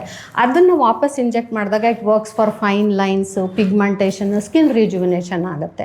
ಇತ್ತೀಚೆಗೆ ನೀವು ನೋಡ್ತಾ ಇರೋದು ಅಂದರೆ ಒಂದು ಎಕ್ಸೋಸೋಮ್ಸ್ ಟ್ರೀಟ್ಮೆಂಟ್ ಇರುತ್ತೆ, ಇನ್ನೊಂದು PDRN ಟ್ರೀಟ್ಮೆಂಟ್ಸ್ ಅಂತ ಇರುತ್ತೆ. It can be done for dark circles, full face ಎಲ್ಲದಕ್ಕೂ ಮಾಡ್ಕೊಬೋದು. ಸೊ ಬೇಸಿಕಲಿ ಫಸ್ಟ್ ಬಂದವ್ರಿಗೆಲ್ಲ ನೀವು PDRN ತೊಗೊಳ್ಳಿ, ಫಿಲ್ಲರ್ಸ್ ತೊಗೊಳ್ಳಿ ಅಂತ ಹೇಳೋಕ್ಕಾಗ. We have to assess the face, then take a call. ಈಗ ಅವ್ರಿಗೆ ಏನೂ ಬೇಡ ಅಂದರೆ ಅಟ್ಲೀಸ್ಟ್ ಹೋಮ್ ಕೇರ್ ನಾವು ಏನು ಬೆಸ್ಟ್ ಕೊಡ್ಬೋದು ಅದನ್ನು ಕೂಡ ಕೊಟ್ಕೋಬೋದು. ಆ ಥರ ಹುಡುಗಿರಿಗೆ ಇಷ್ಟೆಲ್ಲ ಬರುತ್ತೆ. ಇವಾಗ ಹುಡುಗರು ಫೇಸ್ ಬಂದಾಗ ಏನೆಲ್ಲ ಟ್ರೀಟ್ಮೆಂಟ್ ನೆಸೆಸಿಟಿ ಇರುತ್ತೆ? ಹುಡುಗರ ಫೇಸ್ ಬಂದಾಗ pigmentation, as you are saying, pimples ಬರುತ್ತೆ.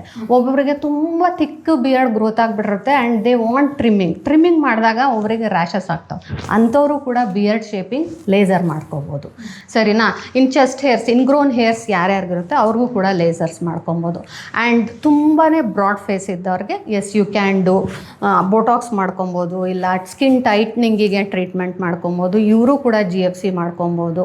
So most of the treatments ಈಗ what you see is, yes, even housewives are very much interested in their skincare. Even the men have started taking care of their skin anta helbodu. So basic home care it can B mail female, they should start. And anti ageing procedures ಅಂದರೆ ಯಾವ ಥರ ನೀವು ಲೇಡೀಸಿಗೆ ಮಾಡ್ತೀಯ ಜೆಂಟ್ಸಿಗೂ ಕೂಡ ಮಾಡ್ಕೋಬೋದು. ಇವಾಗ for example ಇವ್ರದೇ ನೋಡ್ತಾ ಇದ್ದೀವಿ, ಇಲ್ಲಿ ಪಾಪ ಈ ಫೇಸ್ಗಿಂತ ಇಲ್ಲಿ ನೆಕ್ಕೆ ತುಂಬ ಡಾರ್ಕ್ ಇದೆ. ಹೌದು, ಇಂಥ ಟೈಮಲ್ಲಿ ನಾವು ಫಸ್ಟ್ ಅವ್ರ ಹಿಸ್ಟ್ರಿ ತೊಗೋಬೇಕಾಗತ್ತೆ. ಏನಾದರೂ ಹಾರ್ಮೋನಲ್ ಇಂಬ್ಯಾಲೆನ್ಸ್ ಇದೆಯಾ, ಇತ್ತೀಚೆಗೆ ಅವ್ರು ಏನಾದರೂ ತೂಕ ಜಾಸ್ತಿ ಆಗಿದ್ದಾರಾ, ಅಥವಾ ಇನ್ಸುಲಿನ್ ರೆಸಿಸ್ಟೆನ್ಸ್ ಏನಾದರೂ ಇದೆಯಾ ಅಂತ ಕೇಳ್ಕೊಬೇಕಾಗತ್ತೆ. ಅದನ್ನು ಒಂದ್ಸತಿ ನಾವು ಇನ್ವೆಸ್ಟಿಗೇಷನ್ಸ್ ಕೂಡ ಮಾಡ್ಕೋಬೋದು. ಫಾಸ್ಟಿಂಗ್ ಬ್ಲಡ್ ಲೆವೆಲ್ಸು, HbA1c, ಅಥವಾ ಥೈರಾಯ್ಡ್ಗೆ ಥೈರಾಯ್ಡ್ ಲೆವೆಲ್ಸ್, ಅದನ್ನೆಲ್ಲ ತೊಗೊಂಡು ಅದೆಲ್ಲ ನಾರ್ಮಲ್ ಇದ್ದರೆ he must have put on weight excessively. First ನಾವು ಲೈಫ್ ಸ್ಟೈಲ್ ಮಾಡಿಫಿಕೇಷನ್ ಮಾಡ್ತಾ ಹೋಗಬೇಕಾಗತ್ತೆ. ಸ್ವಲ್ಪ ವಾಕಿಂಗ್ ಮಾಡಿ ಅಂತ ಹೇಳ್ತೀವಿ. ಅದಾದ ನಂತರ ಕ್ರೀಮ್ಸ್ ಕೊಡ್ತಾ ಹೋಗ್ತೀವಿ. Same peels can be done both for the face as well as for the neck. It will start improving. ಇದೇ ಥರ ಪಿಗ್ಮೆಂಟೇಷನ್ ನೀವು ಪ್ರೆಗ್ನೆನ್ಸಿಯಲ್ಲೂ ನೋಡ್ತೀರಾ ಫೀಮೇಲ್ಸಲ್ಲಿ, ಯಾಕಂದರೆ ತೂಕ ಜಾಸ್ತಿ ಆಗಿರುತ್ತೆ, ಹಾರ್ಮೋನಲ್ ಚೇಂಜಸ್ ಆಗಿರುತ್ತೆ. ಆಫ್ಟರ್ ದ ಡೆಲಿವರಿ ಯಾರು ತೂಕ ಕಮ್ಮಿ ಆಗ್ತಾ ಹೋಗ್ತಾರೆ, ಪಿಗ್ಮೆಂಟೇಷನ್ ಆಟೋಮ್ಯಾಟಿಕಲಿ ಪ್ರೆಗ್ನೆಂಟ್ ಲೇಡೀಸಲ್ಲಿ ಕಮ್ಮಿ ಆಗ್ತಾ ಹೋಗುತ್ತೆ. ಸೊ ಇದಕ್ಕೆ ಅಸೆಸ್ಮೆಂಟ್ ಬೇಕಾಗುತ್ತೆ. ಏನಾದರೂ ಹಾರ್ಮೋನಲ್ ಇಂಬ್ಯಾಲೆನ್ಸ್ ಇದೆಯಾ, ತೂಕ ಜಾಸ್ತಿ ಇದೆಯಾ, and how is their diet, ಅದನ್ನು ಮಾಡಿಫಿಕೇಷನ್ ಮಾಡಿಕೊಂಡು ಟ್ರೀಟ್ ದ ಕಾಸ್ ಅಷ್ಟೇ. ಓಕೆ, ಫೇಸ್ದೆಲ್ಲ ಆಯಿತು. ಇವಾಗ ಹೇರ್ ವಿಷಯಕ್ಕೆ ಬಂದಾಗ ಹೇರ್ ಫಾಲ್ ಅಂತೂ ಇವಾಗಂತೂ ಕೇಳಲೇಬೇಡಿ. ಚಿಕ್ಕ ಮಕ್ಕಳಿಂದ ಹಿಡಿದು ಯಂಗ್ ಏಜ್ ಅವ್ರಿಗಂತೂ ಇನ್ನು ಓಲ್ಡ್ ಏಜ್ ಥರ ಕಾಣಿಸ್ತಾ ಇದ್ದಾರೆ. ಈ ಮದುವೆ ಆಗಿರಲ್ಲ, 25-30 ಆಗಿರುತ್ತೆ. ಒಂದು ಮಟ್ಟ ಕತೆ ಸಿನಿಮಾ ನೋಡಿರ್ತೀರ, ಹೆಣ್ಣು ಸಿಗ್ತಾ ಇರಲ್ಲ. ಹುಡುಗಿರ್ಗಾದ್ರೆ ಹುಡುಗ ಕೊಡ್ತಾ ಇರಲ್ಲ, ಯಾಕೆಂದರೆ ಹುಡುಗಿರು ಹೇರೇ ಇಲ್ಲ, ಕೂದಲಲ್ಲಿ ತುಂಬ ಲಕ್ಷಣವಾಗಿ ಕಾಣಿಸ್ಬೇಕಂದ್ರೆ ಹುಡುಗಿರಿಗೆ ಸುಂದರವಾಗಿ ಲಕ್ಷಣವಾಗಿ ಒಂದು ಹೇರ್ ಇರಬೇಕು. ಶಾರ್ಟ್ ಥರ ಇರಲಿ, ಲೆಂತ್ ಥರ ಇರಲಿ. ಯೂಶ್ವಲಿ ಇವಾಗ ಲೆಂತ್ ಬಿಡೋದು ಕಡಿಮೆ, ಶಾರ್ಟ್ ಇದ್ರೂ ಕೂಡ ತಲೆ ತುಂಬ ಒಂದು ರೀತಿಯಾಗಿ ಬುಷ್ ಥರ ಇರಬೇಕಂತ ಎಲ್ಲರೂ ಕನಸಿರುತ್ತೆ. ಹುಡುಗರು ಅಂತ ಬಂದಾಗ ಅಯ್ಯೋ ನನಗೆ ಬುಷ್ ಗಿಶ್ ಏನು ಬೇಡಪ್ಪ, ಬಾಂಡ್ಲೆ ಆಗ್ದಲೇ ಇದ್ರೆ ಸಾಕಪ್ಪ, ಹಂಗಿರ್ಬೇಕಂತ ಇರುತ್ತೆ. ಆ ಥರ ಏನಾದರೂ ಹೇರ್ ಟ್ರೀಟ್ಮೆಂಟ್ ನಿಮ್ಮಲ್ಲಿ ಹೇರ್ ಫಾಲ್ ಅಂತ ಬಂದಾಗ ಏನಕ್ಕೋಸ್ಕರ ಹೇರ್ ಫಾಲ್ ಆಗ್ತಾ ಇದೆ ಅನ್ನೋದು ಇಂಪಾರ್ಟೆಂಟ್. Again case studies. ಓಕೆನಾ. ಈಗ ನಾರ್ಮಲ್ ಆಗಿ ನಿಮಗೆ ಜಾಂಡೀಸ್ ಆಗಿರುತ್ತೆ ಅಥವಾ ಟೈಫಾಯ್ಡ್ ಆಗಿರುತ್ತೆ, immediately after that excessive hair fall ಆಗ್ತಾ ಹೋಗುತ್ತೆ. ಸೊ ಅದನ್ನು ನಾವು ಟಿಲೋಜನ್ ಎಫ್ಲೂಯಮ್ ಅನ್ಕೊತೀವಿ. ಈಗ ಮೇಲ್ಸಲ್ಲಿ ಬಾಳ್ನೆಸ್ ಬರ್ತಾ ಹೋಗುತ್ತೆ, ಅದು ಮೇಲ್ ಪ್ಯಾಟರ್ನ್ ಹೇರ್ ಲಾಸ್ ಅಥವಾ ಆಂಡ್ರೋಜೆನೆಟಿಕ್ ಅಲೋಪೇಸಿಯಾ ಅಂತ ಹೇಳ್ತೀವಿ. ಒಬ್ಬರಿಗೆ ಕಾಯಿನ್ ಶೇಪ್ಡ್ ಹೇರ್ ಲಾಸ್ ಇರುತ್ತೆ, that we call it as fungal infection ಅಥವಾ ಅಲೋಪೇಶಿಯಾ ಏರಿಯೇಟಾ ಇರುತ್ತೆ. ರೂಲ್ ಔಟ್ ಮಾಡ್ಕೋಬೇಕಾಗತ್ತೆ. ಎಸ್, ಇವ್ರದ್ದು ಬೇಸಿಕ್ ಆಗಿ ಲೈಫ್ ಸ್ಟೈಲ್ ಕೇಳ್ಕೊಬೇಕು. ಸಿಗರೆಟ್ ಸ್ಮೋಕಿಂಗ್ ಇದೆಯಾ, ಡಯಟ್ ಯಾವ ಥರ ಇದೆ ಅಂತ ಬೇಕಾಗುತ್ತೆ. ಇತ್ತೀಚಿನ ದಿನಗಳಲ್ಲಿ ನಾವು ನೋಡ್ತಾ ಇರೋದು ಹೇರ್ ಫಾಲ್ ಯಾವಾಗ ಜಾಸ್ತಿ ಆಗುತ್ತೆ, ಒಂದು ವೈಟಮಿನ್ D3 ಡಿಫಿಷಿಯನ್ಸಿ ಇದ್ದಾಗ, B ಕಾಂಪ್ಲೆಕ್ಸ್ ಡಿಫಿಷಿಯನ್ಸಿ ಇದ್ದಾಗ, ಅಯನ್ ಪ್ರೊಫೈಲ್ ಚೆನ್ನಾಗಿಲ್ಲ ಅಂತ ಅಂದರೆ. ಸೊ ಇದಿಷ್ಟು ಡಿಫಿಷಿಯನ್ಸಿ ಇದ್ದಾಗ ಹೇರ್ ಫಾಲ್ ಇರುತ್ತೆ. ಸೊ ಅದರದ್ದು ಒಂದ್ಸತಿ ಚೆಕ್ ಮಾಡಿಸ್ಕೊಳ್ಳಿ. ಅದಾದಮೇಲೆ ಹಾರ್ಮೋನಲ್ ಇಂಬ್ಯಾಲೆನ್ಸ್ ಏನಾದರೂ ಇದೆಯಾ, ಜೊತೆಗೆ ಫ್ಯಾಮಿಲಿ ಹಿಸ್ಟ್ರಿ ಏನಾದರೂ ಇದೆಯಾ, ಬಾಲ್ನೆಸ್. ಸೊ ಡಿಫ್ರೆಂಟ್ ವೆರೈಟೀಸ್ ಇರುತ್ತೆ. ಆಮೇಲೆ ತುಂಬಾ ಹೇರ್ ಫಾಲ್ ಇದೆ, ಹೋಮ್ ಕೇರು, ಸಪ್ಲಿಮೆಂಟೇಷನ್ ಎಲ್ಲ ಕೊಡ್ತೀರ. ಜೊತೆಗೆ next add on the treatments. Baldness, obvious baldness ಇದ್ದಾಗ ಹೇರ್ ಟ್ರಾನ್ಸ್ಪ್ಲಾಂಟೇಷನ್ನೇ ಮಾಡ್ಕೋಬೇಕಾಗತ್ತೆ. ಅದು ಬಿಟ್ಟು ಈಗಿನ್ನೂ ಹೇರ್ ಫಾಲ್ ಶುರು ಆಗ್ತಾ ಇದೆ ಅಂದಾಗ PRP, GFC, ಎಕ್ಸೋಸೋಮ್ಸ್ ಈ ಟ್ರೀಟ್ಮೆಂಟ್ ಮಾಡಿಕೊಂಡ್ರೆ ಹೇರ್ ಫಾಲ್ ಕಂಪ್ಲೀಟಾಗಿ ಸ್ಟಾಪ್ ಆಗ್ತಾ ಹೋಗುತ್ತೆ. ಇದೊಂದು ನಾವು ನಿಮ್ಮ ಸೆಷನ್ ನೋಡಿದ್ದು. ಈ ರೀತಿಯಾಗಿ ಬೇರೆ ಬೇರೆ ಸೆಷನ್ ಇದೆಯಾ? ಎಸ್, ಇನ್ನೂ ಒಂದು ರೂಮ್ ಇದೆ. ಅಲ್ಲೂ ಕೂಡ ನಾವು ಹೈಡ್ರಾ ಫೇಶಿಯಲ್ಸು ಅಥವಾ ಕಾರ್ಬನ್ ಲೇಸರು, ಸ್ಕಿನ್ ಟೈಟ್ನಿಂಗ್ ಆ ಥರ ಪ್ರೊಸೀಜರ್ಸ್ ಮಾಡ್ಕೊತಾ ಹೋಗ್ತೀವಿ. ಇಲ್ಲೂ ಒಂದು ಮಷಿನ್ ಇದೆ, ಇದು RF ಮೈಕ್ರೋ ನೀಡ್ಲಿಂಗ್ ಅಂತ ಹೇಳಿ. ಇದು ಆ್ಯಕ್ನೆ ಸ್ಕಾರ್ಸ್ಗೆ, ಸ್ಟ್ರೆಚ್ ಮಾರ್ಕ್ಸ್ಗೆ ಎಲ್ಲದಕ್ಕೂ ವರ್ಕ್ ಆಗ್ತಾ ಹೋಗುತ್ತೆ. ಸೊ ಅದು ಸೆಷನ್ ಬೈ ಸೆಷನ್ಸ್ ಇರುತ್ತೆ ಅಂತ ಹೇಳಿ. ಸ್ಟ್ರೆಚ್ ಮಾರ್ಕ್ ಅಂದರೆ ಇವಾಗ ನಮಗೆ ತುಂಬ ದಪ್ಪ ಅಂತ ಹೇಳಿದ್ರೆ, ಅದು ಸ್ಟ್ರೆಚ್ ಮಾರ್ಕ್ಸು ನೀವು ತುಂಬ ದಪ್ಪ ಆಗಬೇಕಾದ್ರೂ ಬರುತ್ತೆ, ತುಂಬ ಸಣ್ಣ ಆಗಬೇಕಾದ್ರೂ ಬರುತ್ತೆ. ಸೊ ಅದಕ್ಕೆ ಇದು ಹೆಲ್ಪ್ ಆಗುತ್ತೆ ಈ ಮಷಿನ್. ನೀವಿಲ್ಲಿ ನೋಡ್ಬೋದು, ಯಾವುದೇ ಮಲ್ಟಿ ಸ್ಪೆಷಾಲಿಟಿ ಹಾಸ್ಪಿಟ್ಲಿಗಿಂತ ಕಡಿಮೆ ಇಲ್ಲ, ಅಷ್ಟು ಚೆನ್ನಾಗಿದೆ, ಅಷ್ಟು ಹೈಜೀನ್ ಆಗಿ ಮೇಂಟೈನ್ ಮಾಡಿದ್ದಾರೆ. ಸ್ಕಿನ್ ಅಂತ ಬಂದಾಗ ಬೇಸಿಕ್ ಲೇಡೀಸ್ ಆಗಿರಲಿ, ಬಾಯ್ಸ್ ಆಗಿರಲಿ, ಏನನ್ನು ನಾವು ಫಾಲೋ ಮಾಡಬೇಕು? ಮನೆ home care is very much essential. Always ನಿಮಗೆ ಎಕ್ಸ್ಟ್ರಾ ಕ್ರೀಮ್ಸ್ ಯೂಸ್ ಮಾಡೋಕ್ಕಾಗಲ್ಲ, ತುಂಬ ಖರ್ಚು ಮಾಡೋಕ್ಕಾಗಲ್ಲ ಅಂತ ಅಂದ್ಕೊಂಡ್ರೆ ಏನು ಮಾಯ್ಶ್ಚರೈಸರ್, ಸನ್ಸ್ಕ್ರೀನ್ ನೀವು ಬೆಳಗ್ಗೆ ಹೊತ್ತು ಹಚ್ಕೋತೀರಾ, ಅದೇ ಮಾಯ್ಶ್ಚರೈಸರ್ ರಾತ್ರಿ ಹೊತ್ತು ಫೇಸ್ಗೂ ಹಚ್ಕೊಬೋದು.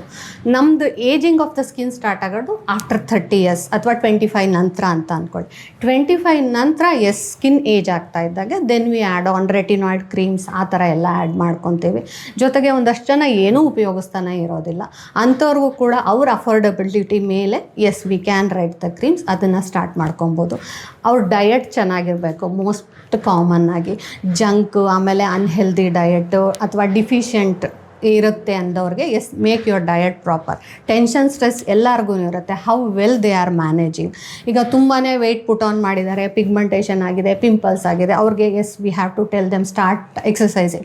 It can be any form of exercise ಅಂತ ಹೇಳ್ಬೋದು. ಸೊ ಅದನ್ನು ಶುರು ಮಾಡ್ಕೊಳ್ಳಿ ಅಂತ ಹೇಳ್ತೀವಿ.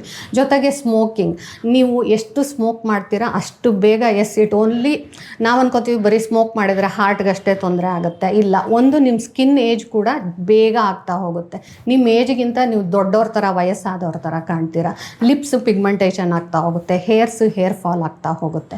So basically improve your life style ಅಂತ ಹೇಳ್ಬೋದು. ಸ್ಮೋಕಿಂಗ್ ಇದ್ದರೆ ಸ್ಟಾಪ್ ಮಾಡ್ಕೊಳ್ಳಿ. ನಮ್ಮ ಜನರಲ್ಲಿ ಇನ್ನೊಂದು ಏನಪ್ಪ ಅಂತ ಹೇಳಿದ್ರೆ, ತಲೆಗೆ ಎಣ್ಣೆ ಹಚ್ಬಿಡ್ತಾರೆ, ಒಂದು ವಾರ ಆದರೂ ತಲೆ ಸ್ನಾನ ಮಾಡ್ಕೊಳ್ಳಲ್ಲ, ಕೂದಲು ಬೆಳೆಯುತ್ತೆ ಅಂತ. ಇಲ್ಲ, ಅದರಿಂದ ನೀವು ಡ್ಯಾಂಡ್ರಫ್ ಜಾಸ್ತಿ ಮಾಡ್ಕೊತಾ ಹೋಗ್ತೀರಾ, ಹೇರ್ ಫಾಲು ಕೂಡ ಜಾಸ್ತಿ ಆಗ್ತಾ ಹೋಗುತ್ತೆ. ಯಾಕಂದರೆ ಎಣ್ಣೆ ಹೋಗಿಲ್ಲ ಅಂತ ಜೋರಾಗಿ ಉಜ್ತಾ ಹೋಗ್ತೀವಿ. ಜೊತೆಗೆ ಶ್ಯಾಂಪೂಯಿಂಗ್ ಮಾಡಬೇಕಾದ್ರೆ ಬರೀ ಶ್ಯಾಂಪೂ ಅಷ್ಟೇ ಯೂಸ್ ಮಾಡಿದರೆ ಸಾಕಾಗಲ್ಲ. Use a conditioner. ನಮ್ಮದು hair is a dead keratin. So conditioner ನಾವು ಬಿಸಿಲಿಗೆ ಹೋಗ್ತೀವಿ, ಧೂಳಲ್ಲಿ ಓಡಾಡ್ತೀವಿ, ಆಲ್ವೇಸ್ ಶ್ಯಾಂಪೂನ ಸ್ಕಾಲ್ಪಿಗೆ ಚೆನ್ನಾಗಿ ಮಸಾಜ್ ಮಾಡಿ ತೊಳೆದ ನಂತರ ಲೆಂತಿಗೆ ಹೇರ್ ಮಾಸ್ಕ್ ಅಥವಾ ಕಂಡೀಷ್ನರ್ ಹಾಕಿಬಿಡಿ. Oil massage it is good, but 1 to 2 hours before your head bath. Overnight ಹಾಕಿಬಿಡಬೇಡಿ. ಆಮೇಲೆ ಇನ್ನು ಸ್ಕಿನ್ನಿಗೆ ಅಂದರೆ ನಾನು ಅರಿಶಿನ ತಿಕ್ಕಿದೆ, ಬೆಳ್ಳುಳ್ಳಿ ತಿಕ್ಕಿದೆ, ಈರುಳ್ಳಿ ತಿಕ್ಕಿದೆ, ಆ ಥರ ಎಲ್ಲ ಮಾಡೋಕ್ಕೆ ಹೋಗ್ಬೇಡಿ. ಅವೆಲ್ಲ ಇರಿಟೇಷನ್ ಆಗುತ್ತೆ ಸ್ಕಿನ್ಗೆ. ನಿಮ್ಗೆ ಆ ಥರ ಏನಾದರೂ ಇಟ್ಕೊಬೇಕು ಅಂದರೆ once in 15 days ಕಡಲೆ ಹಿಟ್ಟು ಹಚ್ಕೊತಾರೆ, ದ್ಯಾಟ್ ಈಸ್ ಫೈನ್. ಮುಲ್ತಾನಿ ಮಿಟ್ಟಿ ಹಚ್ಕೊತಾರೆ, ಅದೆಲ್ಲ ಆಯಿಲಿನೆಸ್ ರಿಡ್ಯೂಸ್ ಮಾಡ್ತಾ ಹೋಗುತ್ತೆ. ಬಟ್ ನೀವು ಅದನ್ನು ದಿನ ಮಾಡ್ತಾ ಹೋದರೆ ಎಕ್ಸ್ಫೋಲಿಯೇಷನ್ ತುಂಬ ಆಗಿ ಸ್ಕಿನ್ ಇರಿಟೇಟ್ ಆಗ್ತಾ ಹೋಗುತ್ತೆ. Some of the things what we do at home are very good, but once in 15 days, once in 20 days ಆ ಥರ ಮಾಡ್ಕೊಳ್ಳಿ. ರೆಗ್ಯುಲರ್ ಆಗಿ ನಾನು TV ಯಲ್ಲಿ ನೋಡಿದೆ ಅಥವಾ ಯೂಟ್ಯೂಬಲ್ಲಿ ನೋಡಿದೆ ಅಂದರೆ ದಿನ ಮಾಡ್ಕೊತಾ ಹೋದರೆ you are spoiling your skin ಅಂತ ಹೇಳಿ. ದಿನಕ್ಕೆ ಎಷ್ಟು ಸಲ ಮುಖ ತೊಳಿಬೇಕು? Minimum 2 times. ಬೆಳಗ್ಗೆ ಒಂದ್ಸತಿ, ಸಂಜೆ ಒಂದ್ಸತಿ. ನಿಮ್ಮ ಫೇಸ್ ಆಯಿಲಿ ಆಯ್ಲಿ ಇದೆ ಅಂತ ಅಂದರೆ ಬೆಳಗ್ಗೆ ಸಂಜೆ ನೀವು ಫೇಸ್ ವಾಶಲ್ಲೇ ಮುಖ ತೊಳ್ಕೊತೀರ. ಮಧ್ಯಾಹ್ನ ಅಥವಾ ಸಂಜೆ ಹೊತ್ತು in between splash cold water. So whatever the oil produce ಆಗಿರೋದು it goes away with your water ಅಂತ ಹೇಳ್ಬೋದು. ಸೋಪ್ ಹಾಕಿ too much of exfoliation is also not necessary ಅಂತ ಹೇಳ್ಬೋದು. ಇನ್ನೊಂದು, ನಾವು ಏನೇ ಮೇಕಪ್ ಮಾಡ್ಕೋತೀವಿ ಅಂದರೂ always first put moisturiser, sunscreen, ಅದ್ರ ಮೇಲೆ ನೀವು ಮೇಕಪ್ ಮಾಡ್ಕೊಳ್ಳಿ ಅಂತ ಹೇಳ್ತೀನಿ. So it is acting as a barrier ಅಂತ ಹೇಳ್ಬಿಟ್ಟು. ನೆಕ್ಸ್ಟ್, ಮೇಕಪ್ ಯಾವ ಥರ ತೆಗಿಬೇಕಪ್ಪ, ನಾವೇನಾದರೂ ಫಂಕ್ಷನ್ಗೆ ಹೋಗಿ ಬಂದುಬಿಟ್ರೆ ಸಡನ್ನಾಗಿ ಹೋಗ್ಬಿಟ್ಟು ಫೇಸ್ ವಾಶ್ ಹಾಕ್ಕೊಂಡು ಉಜ್ಜಕ್ಕೆ ಶುರು ಮಾಡ್ತೀವಿ, ಆ ಥರ ಮಾಡಬೇಡಿ. ಮಾಯ್ಶ್ಚರೈಸಿಂಗ್ ಕ್ರೀಮ್ ಹಚ್ಚಿ ಒಂದು ಕಾಟನಲ್ಲಿ first try to take out the makeup. ಇಲ್ಲ ಅಂದರೆ ಎಣ್ಣೆ ಹಚ್ಚಿದ್ರೂ ಆಯಿತು. ಅದಾದ ನಂತರ ಫೇಸ್ ವಾಶ್ ಮಾಡ್ಕೊಳ್ಳಿ. ಅದಾದಮೇಲೆ ಮಾಯ್ಶ್ಚರೈಸಿಂಗ್ ಕ್ರೀಮ್ ಹಚ್ಕೊಂಡು ಮಲ್ಕೊಳ್ಳಿ. ಎಸ್, ನೀವು ಯಾವುದಾದ್ರೂ ಈಗ ವೈಟಮಿನ್ ಸಿ ಯೂಸ್ ಮಾಡ್ತಾ ಇದ್ದೀರಾ ಅಂತ ಅಂದರೆ it has to be used in the morning before your moisturiser. ಅಕಸ್ಮಾತ್ ಹೈಲ್ಯೂರಿಕ್ ಆ್ಯಸಿಡ್ ಯೂಸ್ ಮಾಡ್ತಾ ಇದ್ದೀರಾ ಫೇಸ್ಗೆ, which is a collagen. As we age ನಮ್ಮ ಬಾಡಿ ಕೊಲ್ಲಾಜಿನ್ ಕಮ್ಮಿ ಆಗ್ತಾ ಹೋಗುತ್ತೆ. ಅದನ್ನು ಬೆಳಗ್ಗೆನೂ ಯೂಸ್ ಮಾಡ್ಬೋದು, ರಾತ್ರಿನೂ ಯೂಸ್ ಮಾಡ್ಬೋದು. ಅದು ಬಿಟ್ಟು ಈಗ salicylic acid base creams, glycolic acid base creams ಅಥವಾ ರೆಟಿನಾಯ್ಡ್ ಯೂಸ್ ಮಾಡ್ತಾ ಇದ್ದೀರಾ ಅಂದರೆ use it in the night. Retinoid usually ಒಬ್ಬೊಬ್ಬರು ಓವರ್ ನೈಟ್ ಬಿಟ್ಬಿಡ್ತಾರೆ, ಜಾಸ್ತಿ ತೊಗೊಂಡು ಹಚ್ಕೊಂಡು ಮಸಾಜ್ ಮಾಡ್ಕೋತಾರೆ. ಆ ಥರ ಮಾಡಬೇಡಿ. ಸ್ಟಾರ್ಟಿಂಗ್ ಪಾಯಿಂಟು ಅದು ಅಡ್ಜಸ್ಟ್ ಆಗೋಕ್ಕೆ ಸ್ಕಿನ್ಗೆ 1/2 hour to 1 hour ಇದ್ರೂ ಸಾಕು. ಮಸಾಜ್ ಮಾಡ್ಕೋಬೇಡಿ. Put like dots and spread it across. After 1 hour ಮತ್ತೆ ನೀವು ಫೇಸ್ ವಾಶ್ ಮಾಡಿಕೊಂಡು ಸೋಪಲ್ಲಿ ತೊಳೆಯೋ ಅವಶ್ಯಕತೆ ಇರಲ್ಲ. ಪ್ಲೇನ್ ವಾಟ್ರಲ್ಲಿ ವಾಶ್ ಮಾಡ್ಕೊಂಡ್ಬಿಟ್ಟು ಮಾಯ್ಶ್ಚರೈಸರ್ ಹಚ್ಕೊಂಡು ಮಲ್ಕೊಳ್ಳಿ. So these are few tips which they can take care. ಅಂದರೆ ಡೇ ಟೈಮ್ ಎಲ್ಲ ಕೇರ್ ಮಾಡ್ತಾರೆ, ಆದರೆ ನೈಟ್ ಟೈಮ್ ಏನು ಅಪ್ಲೈ ಮಾಡಲ್ಲ. ಇಲ್ಲ, ನೈಟ್ ಟೈಮ್ ಫೇಸ್ ವಾಶ್ ಮಾಡ್ಕೊಳ್ಳಿ. ಏನೂ ಆಗಲ್ಲ ನನ್ನ ಕೈಲಿ ಹಚ್ಚೋಕ್ಕೆ ಅಂತ ಅಂದರೆ ಅಟ್ಲೀಸ್ಟ್ ಮಾಯ್ಶ್ಚರೈಸರ್ ಹಚ್ಕೊಂಡು ಮಿನಿಮಮ್ ಮಾಯ್ಶ್ಚರೈಸರ್ ಹಚ್ಚಲೇಬೇಕು. ಓಕೆ, ತುಂಬ ಜನ ಇದನ್ನು ಮಿಸ್ ಮಾಡ್ತಾರೆ. ಡೇ ಟೈಮ್ ತುಂಬ ಕೇರ್ ಮಾಡ್ತಾರೆ, ನೈಟ್ ಟೈಮ್ ಎಲ್ಲ ರಿಮೂವ್ ಮಾಡಿ ಮಲ್ಕೊಂಡ್ಬಿಡ್ತಾರೆ. ಎಸ್, ಅದೇನಂತೆ your skin needs to breathe ಅಂತ ಹೇಳ್ಬಿಟ್ಟು ಕಾನ್ಸೆಪ್ಟ್ ಇರುತ್ತೆ. But your skin also needs hydration ಅಲ್ವಾ. So put a moisturising cream and sleep off. ಇಲ್ಲ ಹೈಲ್ಯೂರಿಕ್ ಆ್ಯಸಿಡ್ ಸೀರಮ್ ಹಾಕ್ತಾ ಇದ್ದೀರಾ, ಹಾಕ್ಕೊಂಡು ಮಲ್ಕೊಳ್ಳಿ ಅಷ್ಟೇ. ಏನೇ ಆದ್ರೂ whatever you start, your skin is your commitment. ಒಂದು ವಾರ ಫುಲ್ ಎಲ್ಲರೂ ಎಂತೂಸಿಯಾಸಮ್ ಆಗಿ ಹಚ್ಕೊತಾ ಹೋಗ್ತಾರೆ. ಒಂದು ವಾರ ಆದಮೇಲೆ ಫುಲ್ ಡಲ್ ಆಗಿಬಿಡ್ತಾರೆ. ಇಲ್ಲ, it is commitment what you are giving for your skin ಅಂತ ಹೇಳ್ಬಿಟ್ಟು ಹೇಳ್ತೀನಿ. It has to be regular and every day process. Okay, ಇಲ್ಲಿ ಯಾವ್ಯಾವ ರೀತಿ ಕಸ್ಟಮರ್ ಬಂದರು ಅಂದರೆ ಸ್ಕಿನ್ಗೆ ನೀವು ಯಾವ ಥರ ಎಲ್ಲ ಟ್ರೀಟ್ಮೆಂಟ್ ಮಾಡಿದ್ರಲ್ಲ, ಅವ್ರದ್ದು ಸ್ಕಿನ್ ಇದು ಕೇಸ್ ಸ್ಟಡೀಸ್ ಎಲ್ಲ ತಗೊಂಡಾಗ ಯಾವ ರೀತಿ ಇತ್ತು, ಇವಾಗ ಯಾವ ರೀತಿ ಆಗಿದೆ? ಪಿಂಪಲ್ ಪ್ರೋನ್ ಸ್ಕಿನ್ ಇದ್ದವ್ರಿಗೆ yes, they have improved a lot. ಈಗ ಅಟ್ ಪ್ರೆಸೆಂಟ್ ಈಗ ಒಂದು 6-7 months ಆಗಿದೆ ಅಂದ್ಕೊಂಡ್ರೆ ಅಟ್ ಪ್ರೆಸೆಂಟ್ ಅವ್ರು ಬರೀ ಮಾರ್ನಿಂಗ್ ರೆಜಿಮೆನ್ ಇರುತ್ತೆ, ಫೇಸ್ ವಾಶ್, ಮಾಯ್ಶ್ಚರೈಸರ್, ಸನ್ಸ್ಕ್ರೀನ್ ಅಷ್ಟೇ ಇರುತ್ತೆ. ಅಕಸ್ಮಾತ್ ಇನ್ನೊಂದು ಚೂರು ಪಿಗ್ಮೆಂಟೇಷನ್ ಏನಾದರೂ ಇದೆ ಅಂದರೆ ನೈಟ್ ಟೈಮ್ ಒಂದು ಪಿಗ್ಮೆಂಟೇಷನ್ ಕ್ರೀಮ್ ಇರುತ್ತೆ ಅಷ್ಟೇ. ಅದು ಬಿಟ್ಟು ಅವ್ರ lifestyle, healthy lifestyle, it has to be a proper balance diet ಅಂತ ಹೇಳ್ಬೋದು. ಇನ್ನು ಪಿಗ್ಮೆಂಟೇಷನ್, ಮೆಲಾಸ್ಮಾ, ಬಂಗು ಅಂಥವ್ರಿಗೆ ಬಂದಿದ ತಕ್ಷಣ ಎಲ್ಲರ ಬಂಗುನೂ ಹೋಗ್ಬಿಡುತ್ತೆ ಅಂತ ನಾವು ಹೇಳೋದಿಲ್ಲ, ಸರಿನಾ? Yes, it will take. ಈ ಗುಲ್ಬರ್ಗಾ ಸೈಡಲ್ಲೆಲ್ಲ ಟೆಂಪ್ರೇಚರ್ ಜಾಸ್ತಿ ಇರುತ್ತೆ, ಅಂಥವ್ರು ಕೂಡ ಬರ್ತಾರೆ ಇಲ್ಲಿ. ಅವ್ರಿಗೆ ಪಾಪ they will be somewhere on 24-25 already ಬಂಗ್ ಬಂದುಬಿಟ್ಟಿದೆ, ಇದ್ದಾರೆ ಇಲ್ಲೂ ಕೂಡ. ಸೊ ಅವ್ರಿಗೆ yes, you have to counsel them. ಯಾಕಂದರೆ unmarried girls they will be worried also. ಅದಾದ ನಂತರ yes, you start counselling them. ಏನು ಮಾಡಿದರೆ ಏನು ಇಂಪಾರ್ಟೆಂಟ್ ಆಗುತ್ತೆ, ಕ್ರೀಮ್ಸ್ ಕೊಟ್ಬಿಟ್ಟು ಎಸ್, ಅದು ಕೂಡ ಕಂಪ್ಲೀಟಾಗಿ ಹೋಗಿದೆ. ಆಫ್ಟರ್ 6 months ಏನೇ ಈ ಬಂಗು ಅಂತ ಬಂದರೆ ಅಟ್ಲೀಸ್ಟ್ 6 months, ಅದು ವರ್ಷಾನುಗಟ್ಲೆ ಇರುತ್ತೆ. ಸಡನ್ನಾಗಿ ಬಂದ್ಬಿಟ್ಟು ನೀವು ಒಂದು ವಾರದಲ್ಲಿ ಹೋಗಿಸಿ ಅಂದರೆ ನಿಜ ಆಗೋದಿಲ್ಲ. You have to give time. ಇರೋ ಡಾರ್ಕ್ನೆಸ್ಗಿಂತ ಕಮ್ಮಿ ಆಗಿರುತ್ತೆ, ಒಬ್ಬರಿಗೆ ಕ್ರಮೇಣ ಕಮ್ಮಿ ಆಗ್ತಾ ಹೋಗುತ್ತೆ. So minimum 6 months time, after a year ಆ ಥರ ಇರುತ್ತೆ. ಬಂಗು takes longer time to go ಅಂತ ಹೇಳ್ಬೋದು. ಇನ್ನು ಆ್ಯಂಟಿ ಏಜಿಂಗ್ ಟ್ರೀಟ್ಮೆಂಟ್ಸ್ ಬಂತ ಅಂದರೆ ಎಸ್, ಬೋಟಾಕ್ಸ್ ನಾನು ಆಲ್ರೆಡಿ ಹೇಳಿದೆ, once in 6 months you have to come back. ಇನ್ನು ಫಿಲ್ಲರ್ಸ್ ಎಲ್ಲ ಮಾಡ್ಕೊಂಡ್ರೆ it's hyaluronic acid, high cheekbones, pointed chin ಅಥವಾ ಲಿಪ್ಸ್ ಫಿಲ್ ಮಾಡ್ಕೋತಾರೆ ಅಂದರೆ ಅದೆಲ್ಲ ಇರೋದು 8 months to 1 year ಅಷ್ಟೇ. Again it has to be repeated.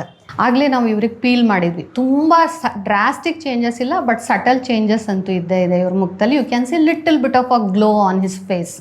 S, ಈ ಥರ ಅವ್ರು ಸೆಷನ್ ಬೈ ಸೆಷನ್ ತೊಗೊಂಡು ಅವ್ರು ಎವ್ರಿ ಡೇ ರೆಜಿಮ್ ನೀಟಾಗಿ ಮಾಡ್ಕೊತಾ ಹೋದರೆ he will have definitely improvement ಅಂತ ಹೇಳ್ಬೋದು. ಮುಂಚೆ ಹೇಗಿತ್ತು ಅಂತ ಹೇಳಿದ್ರೆ ಮೇಡಮ್, ಇವಾಗ ಈ ಟ್ರೀಟ್ಮೆಂಟ್ ಎಲ್ಲ ಸೆಲೆಬ್ರಿಟೀಸ್ ಅಷ್ಟೇ, ಬಾಲಿವುಡಲ್ಲಿತ್ತು, ಅದಾದ ನಂತರ ಇವಾಗ ಸ್ಯಾಂಡಲ್ವುಡ್ಡಿಗೆ ಬಂದಿದ್ದು, ಅದಾದ ನಂತರ ಮಾಡೆಲ್ಗಳಿಗೆ ಬಂದಿದ್ದು, ಇವಾಗ ಕಾಮನ್ ಪೀಪಲ್ ಕೂಡ ಈ ಥರ ಟ್ರೀಟ್ಮೆಂಟ್ ತಗೊಳ್ತಾ ಇದ್ದಾರೆ. ಎಸ್, ಏನಂತ ಹೇಳ್ಬೋದು ಅಂದರೆ their level of education is more ಅಂತ ಹೇಳ್ಬೋದು. And everybody wants to look good. ಈಗ ಎಲ್ಲರಿಗೂ ನಾನು ಚೆನ್ನಾಗಿ ಪ್ರೆಸೆಂಟೇಬಲ್ ಇರಬೇಕು ಅಂತ ಹೇಳ್ಬಿಟ್ಟು. ನೀವು 10 years back when I started ಕೇಳಿದರೆ ಅವಾಗ only few clinics used to do all these treatments. ಈಗ most of them they do it. Education level change ಆಗಿದೆ, ಮೀಡಿಯಮಲ್ಲಿ ಅವ್ರು ನೋಡೋದು ಕೂಡ ಚೇಂಜ್ ಆಗಿದೆ. ಆ್ಯಂಡ್ ಈವನ್ ಹೌಸ್ ವೈಫ್ಸ್ are interested in the thing. And yes, ಅವ್ರವ್ರಿಗೆ ತಕ್ಕ ಮಟ್ಟಿಗೆ how much they can afford ಮತ್ತು ಅವ್ರವ್ರ ಕನ್ಸರ್ನ್ ಏನಿರುತ್ತೆ ಅದ್ರ ಬಗ್ಗೆ ನಾವು ಟ್ರೀಟ್ಮೆಂಟ್ ಕೊಡ್ತಾ ಹೋಗಬೇಕೇ ಹೊರತು ಬಂದಿದ ತಕ್ಷಣ ಇಲ್ಲ ಈ ಟ್ರೀಟ್ಮೆಂಟ್ ತೊಗೊಳ್ಳಿ ಇದನ್ನೇ ಮಾಡಬೇಡ. ನಾನು ಫಸ್ಟ್ ಅವ್ರು ಏನು ಯೂಸ್ ಮಾಡ್ತಾ ಇದ್ದಾರೆ ಅದರಲ್ಲೇನು ಮಾಡಿಫಿಕೇಷನ್ ಬೇಕೋ ಅವ್ರದ್ದು ಕನ್ಸರ್ನ್ ಏನು.